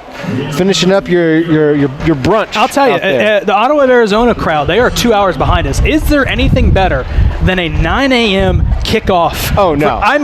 You put the coffee on a Saturday morning and get to watch your team play football. I love it. It's awesome. I can't even imagine living on the East. I guess you lived on the East Coast. I did. I can't imagine. You got to wait until 1 o'clock to watch games. No, what is this? That seems terrible. Like noon Sundays for me, 11 a.m. Saturdays. That's just about perfect. But yeah, there would be something special about putting the toast in the toaster and turning on a football game. Those London games in the NFL, that's a little exciting too. Like you wake up. Well, I wake up 5:30 a.m. with an 18-month-old, and then hey, there's a football game on a little bit before church, a little bit, But it's always somebody like the Jaguars, so who cares? Oh wow, wow. So a run of no gain, another win up front for the SAGU defense. 3rd and 7 here for the Spirit. And they are content to just let this clock run down. Duran back to pass. Steps up, avoids pressure. He heaves it. He's going long. He's got a man. Cannot bring it in off the hands of his intended receiver, Kevon Johnson. And that's Lontarius McLean in there on the coverage. That does just go through his hands. Only the second time, really, we've seen the Spirit have to challenge deep at all. Nice, perfectly thrown ball. Just decent coverage, enough to make sure the catch was not made. And so, for the first time, unless they're able to really uncork an excellent punt, the SAGU offense will get a field position switch here as they finally succeeded on one end. A lot of movement on this SAGU special teams unit. Now the Spirit subs, so SAGU's given time to sub as well. Yep. Punt on the way, and we do get a whistle here. I don't see a flag. Timeout here for Ottawa. Yeah, they're able to call the timeout before. And that practice punt went to the 48-yard line, so Ottawa takes their second charge timeout.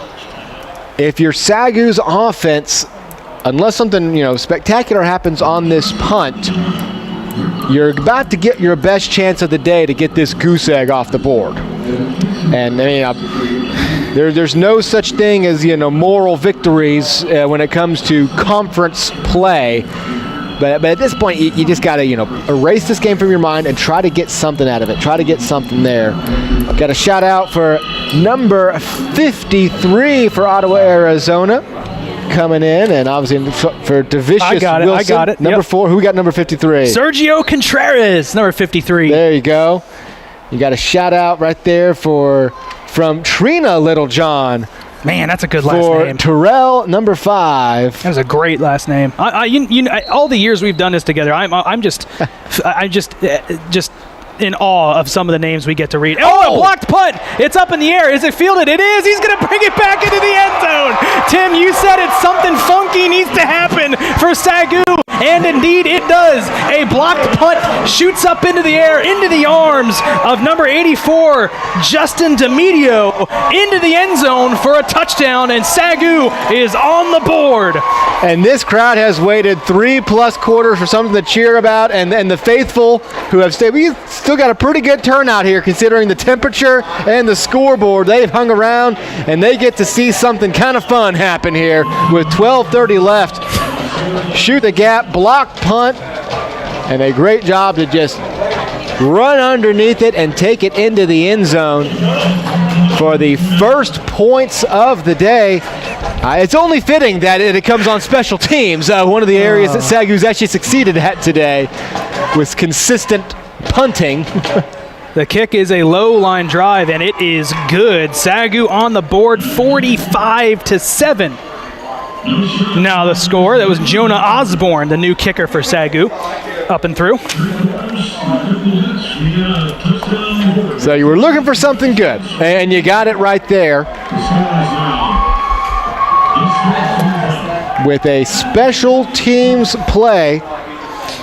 And it all comes courtesy of your defense and your punting unit. Your punting unit pins them deep. Your defense does a good job of limiting any first downs, and that changes the dynamics on that punt. So absolutely, those are areas. I mean, it's hard to say the SAGU's defense has had a good day when there's 45 points on the board, but when you break down each individual drive, you see the replay again here. And coming right up and getting the hand on it. Oh, one of the captains for SAGU, number 91, Quavion Mitchell. Quavion Mitchell is the one who actually gets the block over there. And just placed perfectly. What a good job to track it down as well by Justin DeMedio. To get that score. But again, when you go back over the drives, there have been a lot of short drives. You know, a 28-yard touchdown drive, a 45, a 22, a 46, a 53. There was really only that one drive that was 65 yards. Almost every other drive has started at midfield or closer that led to the score. And as defense, you got to take care of those as well. But they have had their moments. Unlike the offense, they have had their moments of shining today with some pressures and things like that. Keandre Belcher watching. We've got an esteemed, that's a name. Look at that. An esteemed SAGU Hall of Famer, essentially, right there. When you talk about your Mount Rushmores for your SAGU defensive players, he is absolutely one of the cornerstones of that Mount Rushmore. Oh, absolutely. Keandre Belcher, that's a name that we've called a lot over the last few years. Big number 99/0. What was your favorite, Keandre? I'm a fan. I'm partial to the 0. I knew you would, but I always say when you're that big and you're that strong, I just get the biggest number. If they give you 100, wear that one. But they only let you go 2 digits. He was pure 99 to me. Nothing changed when he wore 0, though. It was the exact same level of play. It wasn't Michael Jordan wearing 45. You know, it was a legit defensive monster out there all the time. So thanks for watching, Keandre. I know you wish you were out here. He's quick calling up to see if he has any years of eligibility left. You never know with that COVID year. You never know. He might have a year or two left. 2nd and 8 here for the Spirit. They remain in this pistol-type formation. Wilmore in the backfield. They take it down under 10, the play clock. They will hand it off. He has got some room to run. He has got to the 50, to the 40. Can he outrun the defense? They push him out of bounds, but a huge run on 2nd down. Correction, that is actually Stephen Bradford on the run. Turned on the Jets, but just didn't quite have enough to find the end zone, but a really good hole up front by that offensive line. Yep, there was the gap. He found it and took off. He's looking for the hat trick, looking for his 3rd touchdown, rushing touchdown. He's already got 3. He's got 2 rushing, 1 receiving, but he's looking for that 3rd rushing touchdown. And he's definitely over 100 rushing for the day now after that one, as only Dylan Kaufman's speed allowed him to get the angle to shove him out of bounds at the 27-yard line. 1st and 10 from the 27. 11:20-ish left to play here in Waxahachie in the 4th quarter. They will hand it off again. This time he's out to the outside. That is Wilmore. He's up just shy of the 1st down marker is Jordan Wilmore. As you are right, we have not seen Jadon Lester at all. I saw an update in the chat from his father. Said he tweaked something in the 1st quarter and is not playing the rest of this game. So hopefully he's okay. He's a stud running back and part of this 3-headed monster. So hoping he's okay. And that's when it helps to have 2 other guys that can carry the load the rest of the day. And it doesn't hurt when you kind of put it away by the 3rd quarter so you don't have to worry about getting out there, rest up, and be ready for next week. Drawing back to pass. He has time. He escapes one defender looking for something, heaves it to the end zone, throws it away to live another day. It'll be 3rd and 2. He's done a really good job of manipulating that pocket today. He's got really good pocket presence today. Yeah, and does a good job breaking free here, seeing that there's nothing there, getting out of the pocket so he can throw it away and not draw the intentional grounding.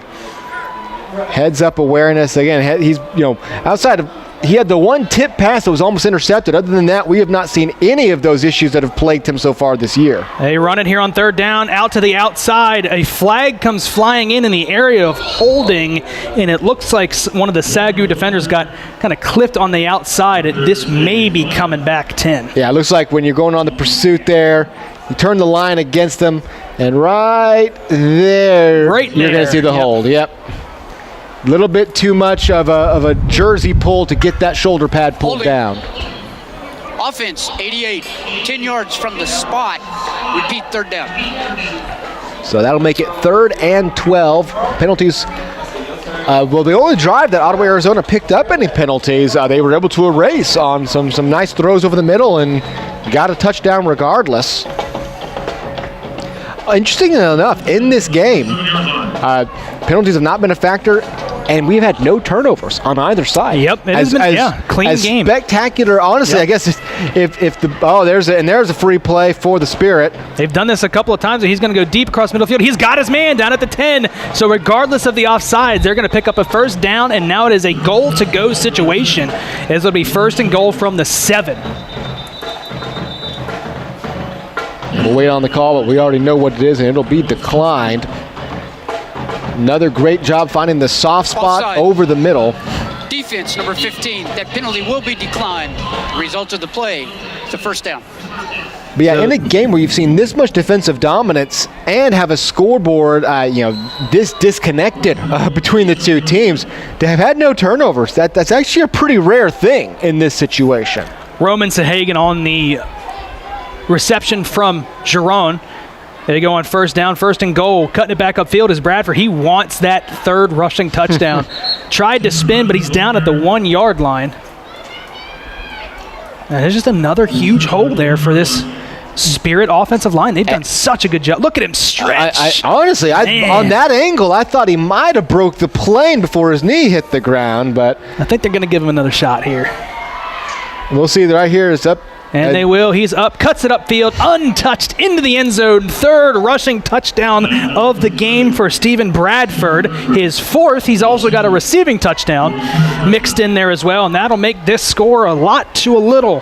52-7, pending an extra point. 100 for the Spirit today. Sometimes you almost have to have the scoreboard hit that number for it to all make sense how much dominance there has been in this ball game. And the guys who earn the touchdowns are getting the touchdowns. None of these QB sneaks after big runs. Vulturing touchdowns. 52-7 now the score here in Waxahachie. The Spirit literally running away with this one, as they are thinking about the trip back to surprise Arizona tonight. Yep. I say today. They should get back in time for a late dinner, but we'll see.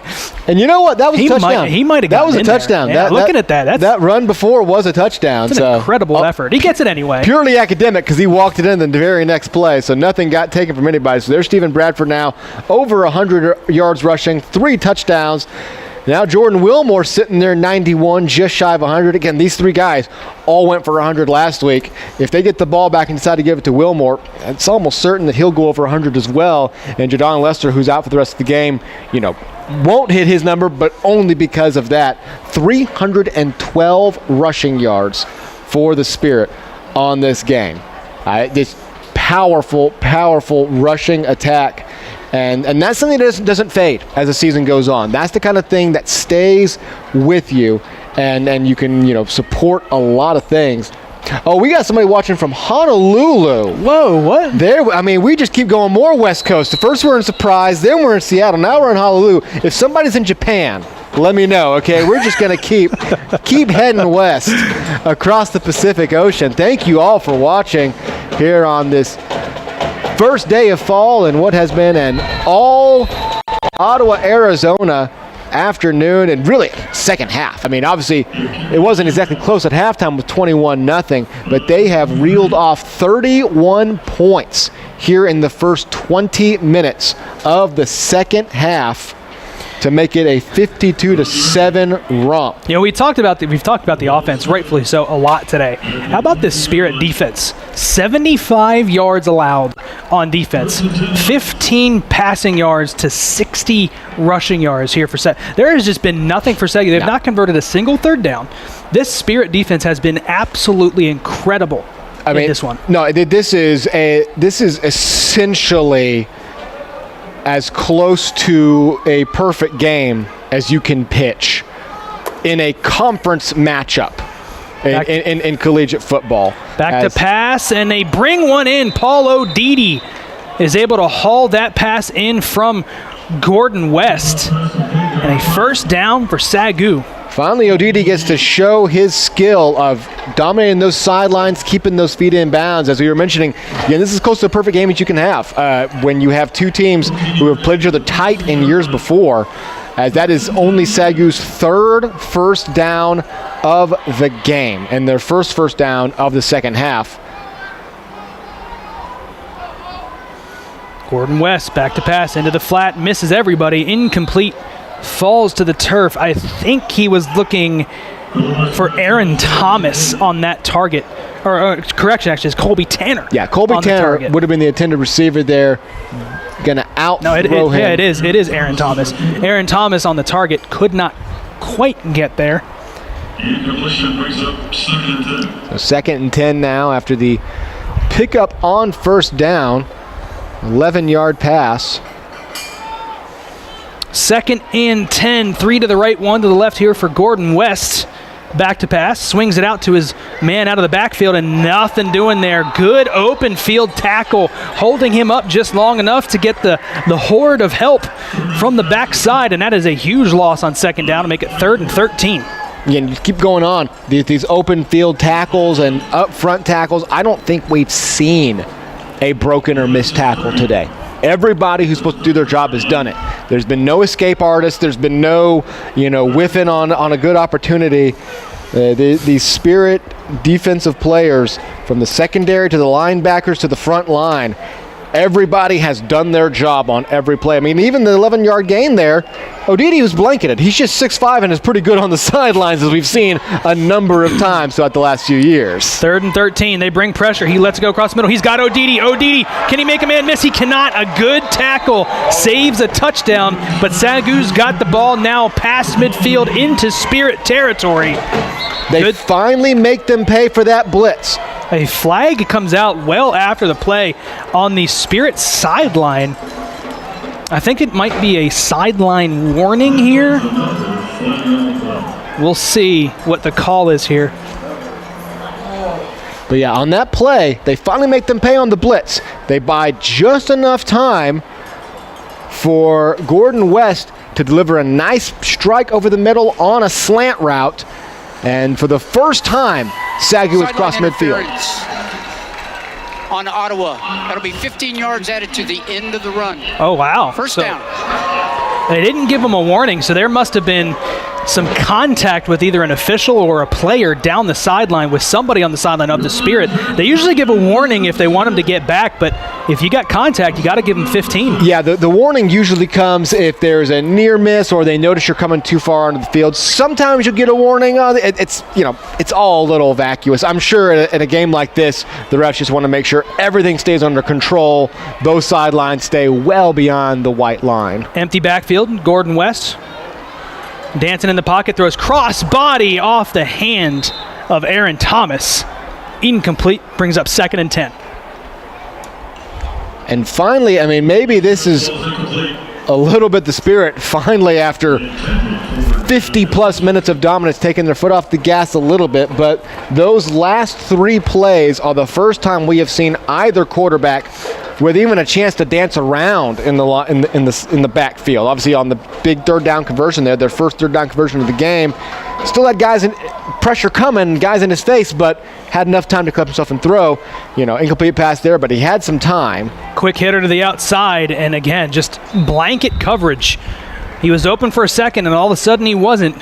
Brought him down after the catch. I will say we are seeing some different offensive linemen out there than what started. Looks like we're seeing some of the guys on the second line and even further down. So a little bit of a different mix-up out there at the moment. So maybe it's some of Ottawa, Arizona. You know, I mean, you're up 45 points. You're not going to bring, you know, full-on, all-house blitzes. But, you know, maybe a little bit of line shifting as well that's buying a little bit of extra time for Jamonte Gordon West. Justin Bodion on the reception there, brings up 3rd and 6. Here's Gordon West. He lets it go to the sideline off the hands of Zach Fuller. Incomplete. It'll bring up 4th down. And you got to think that they will go for it. And no, it looks like they are going to bring on the kicking unit here. So we're going to see a long field goal here. Yeah, it'll be balls at the 26-yard line, so this will be, call it about a 43-yarder. Jonah Osborne on to kick. The freshman has a chance here to make a little bit of a name for himself here with a nice little long field goal, like you said, from 43. Right-footed kicker, ball on the right hash, exactly where you're going to want it as a right-footed kicker. As SAGU's offense is trying to get on the board for the first time.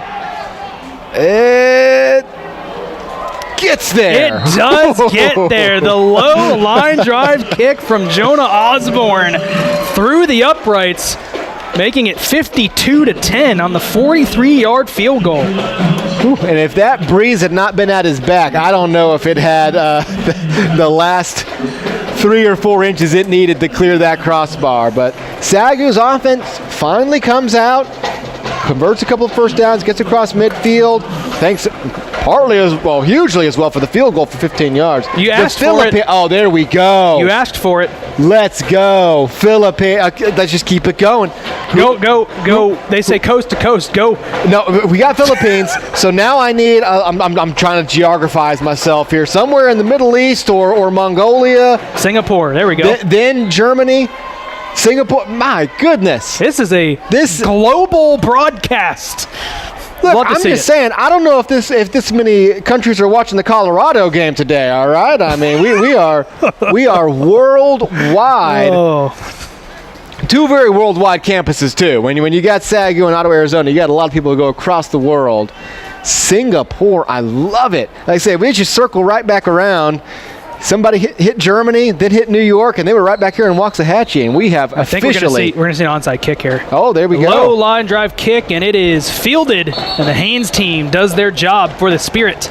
They will take over at the 46-yard line. Yeah, not a bad time to try it. Obviously, you're not exactly attempting a rally at this point, but situational football, get a couple of drills out there. 52-10, and we will see who comes out for the Spirit. They got a big huddle over there, so I'm betting we're about to see some second stringers finally step into the game. Of course, there are no second string running backs. The entire lineup is their running back. I might actually looks like Luke Giron is going to come back out as quarterback.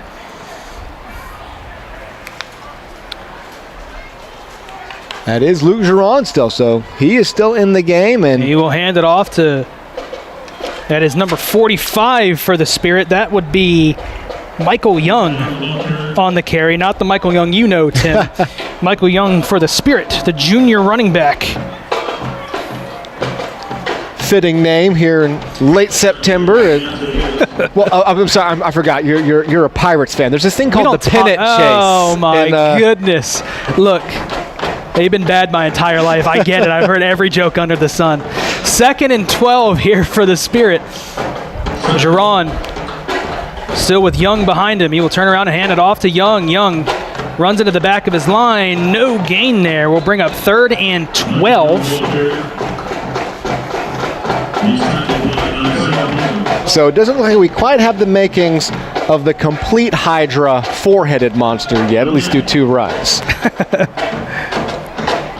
If Ottawa, Arizona had a 4th running back to go for 100 yards, at that point, you got to, redistribute something. 3rd and 12, and content to let this clock run as it'll get under 5 minutes here.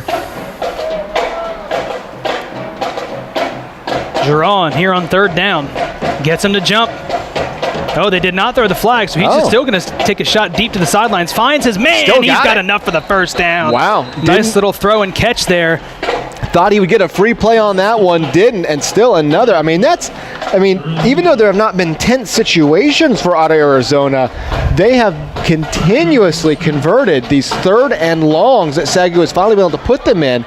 Earlier in the game, when they went up 21-0, it was all 3rd and 3s, 3rd and 4s they were easily converting.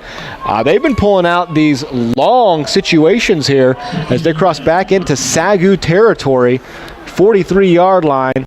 Terrell Littlejohn on the reception for the first down. New set of downs here for the Spirit. They will turn around and hand it off to Michael Young. Michael Young up the middle. Had a little bit of a crease there. Falls forward for about 3. Make it 2nd and 7. They'll take it under 4 minutes. Yeah, as he finds a little bit of a gap up front. Again, there's not been complete, utter devastation up front as far as the offensive line, defensive line battle goes. They just create space. They create space and enough room to work when you've got this many talented running backs. They know what to do with it. They know how to pick up 5, 6, 7 yards. And outside of, as we said, a couple of plays, that's what it's been. It's been, a slow Python-like devouring on offense. It has not been all at once. It has not been devastating. It's just been chip, chip, chip away. And they've done it for basically 60 straight minutes now for this commanding win. There is Michael Young, a nice carry there on 2nd down. We'll make it 3rd and 2. After this game, the Spirit will head back to Surprise, and they'll play Wayland Baptist next week. So still a couple of weeks before they get their big matchup against Louisiana Christian, the other team that's kind of vying to break into that top spot. And they'll just have to scoreboard watch the rest of the year and really hope somebody upsets Texas Wesleyan to start creating some tiebreaker situations as far as the conference championship goes. 3rd and 2, brought in for a first down, stays inbounds to keep that clock moving. The reception by Kevon Johnson as we are under 2:45 to play here in this one. Another well-thrown ball. Meanwhile, for SAGU, next week is the big rivalry game. Langston will come in here, so you don't really get any chance to reset yourself after this one. You got another very quality opponent, an opponent that SAGU has a 3-game win streak against. Sneakily has a 3-game win streak against, absolutely. And all 3 of those stand as the 3 wins SAGU has against Langston all time.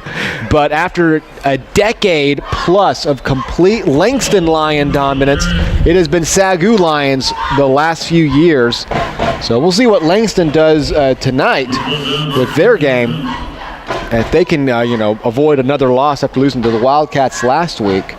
And when they come in here, we will have another big rivalry matchup. And so we have the temporary 2-minute warning and then reset the clock and get it going inside the 20. And one more first down and the Spirit can officially run the clock out. They won't even have to score again. That's how efficient it's been. They're about to potentially run the clock out from when they get the ball. I think 6 minutes left. Like 6:35, I think. Yeah, you're right. They got the ball at their own 45-yard line on an onside kick.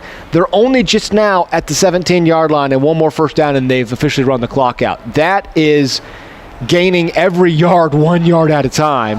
SAGU does disrupt it, getting into the backfield there. Colin McClure on the carry. And Dalton Spencer, not a name we've called a ton today. He's definitely in there as one of those very important linebackers. It's been mostly Hargreaves and Mitchell today, but he comes in and gets a nice tackle for a loss.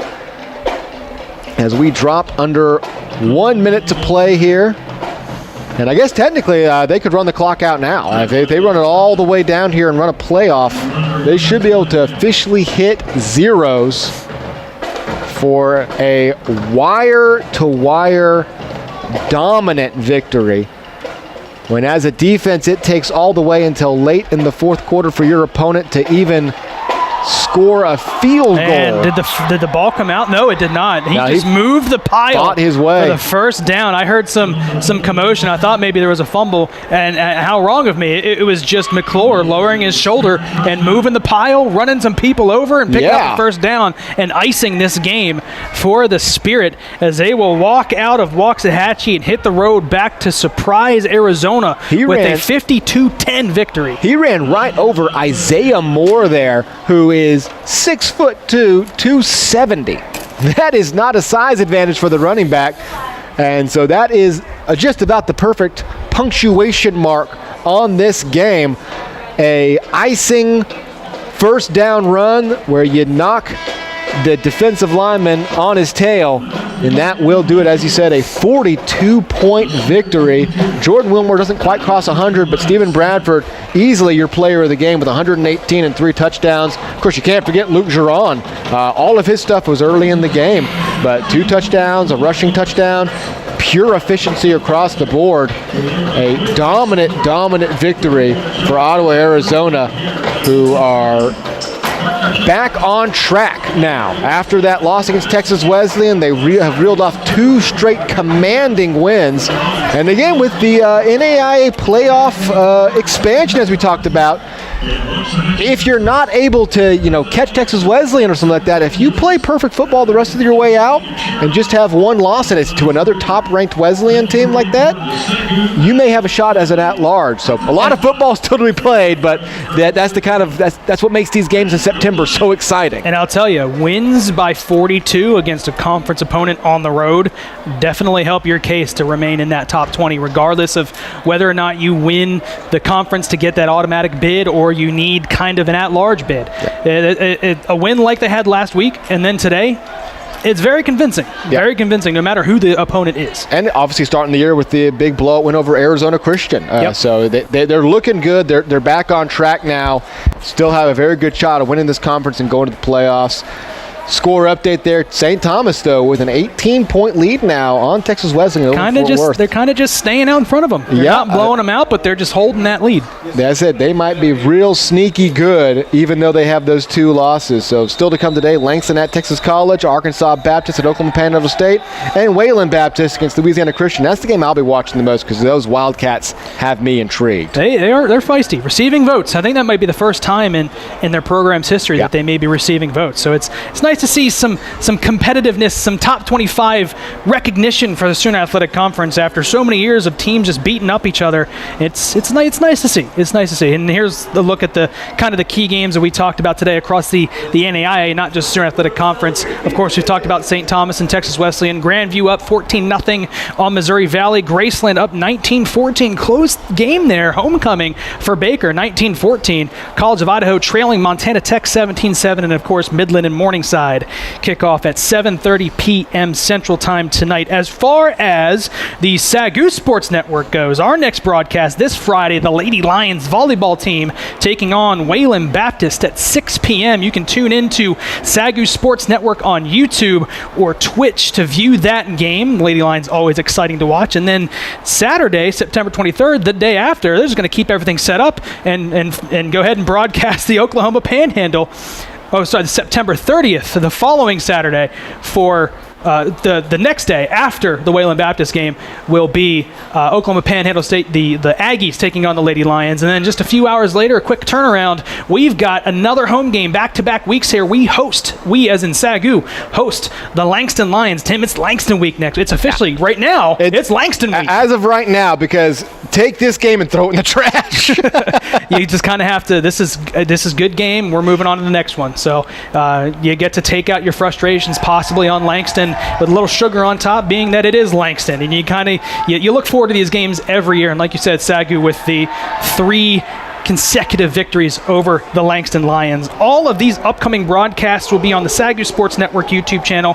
Share the link with your family, your friends. Take a look at one of the top NAIA broadcasts. It's always fun to talk about these games and show them to you. You can find past broadcasts, highlights, shorts, and more on YouTube, Instagram, TikTok, Twitch, Twitter, X, whatever they're calling it nowadays. Give it a look. You've got all the links right there on your screen. Hit the subscribe button, hit the like button. Final score again, the Ottawa of Arizona Spirit 52, the SAGU Lions 10. Tim, you and I have both been through this program here at SAGU, the Digital Media Arts program. This broadcast today was brought to you by a crew that was about 90% student-led, and we know how hard it is to work these games and learn as you go. So a big shout-out to our 90% led student crew. For our producers, John Cookman and James Lex. For my partner, Tim Roberts, I'm Adam Ferguson. Thank you once again for watching the SAGU Sports Network.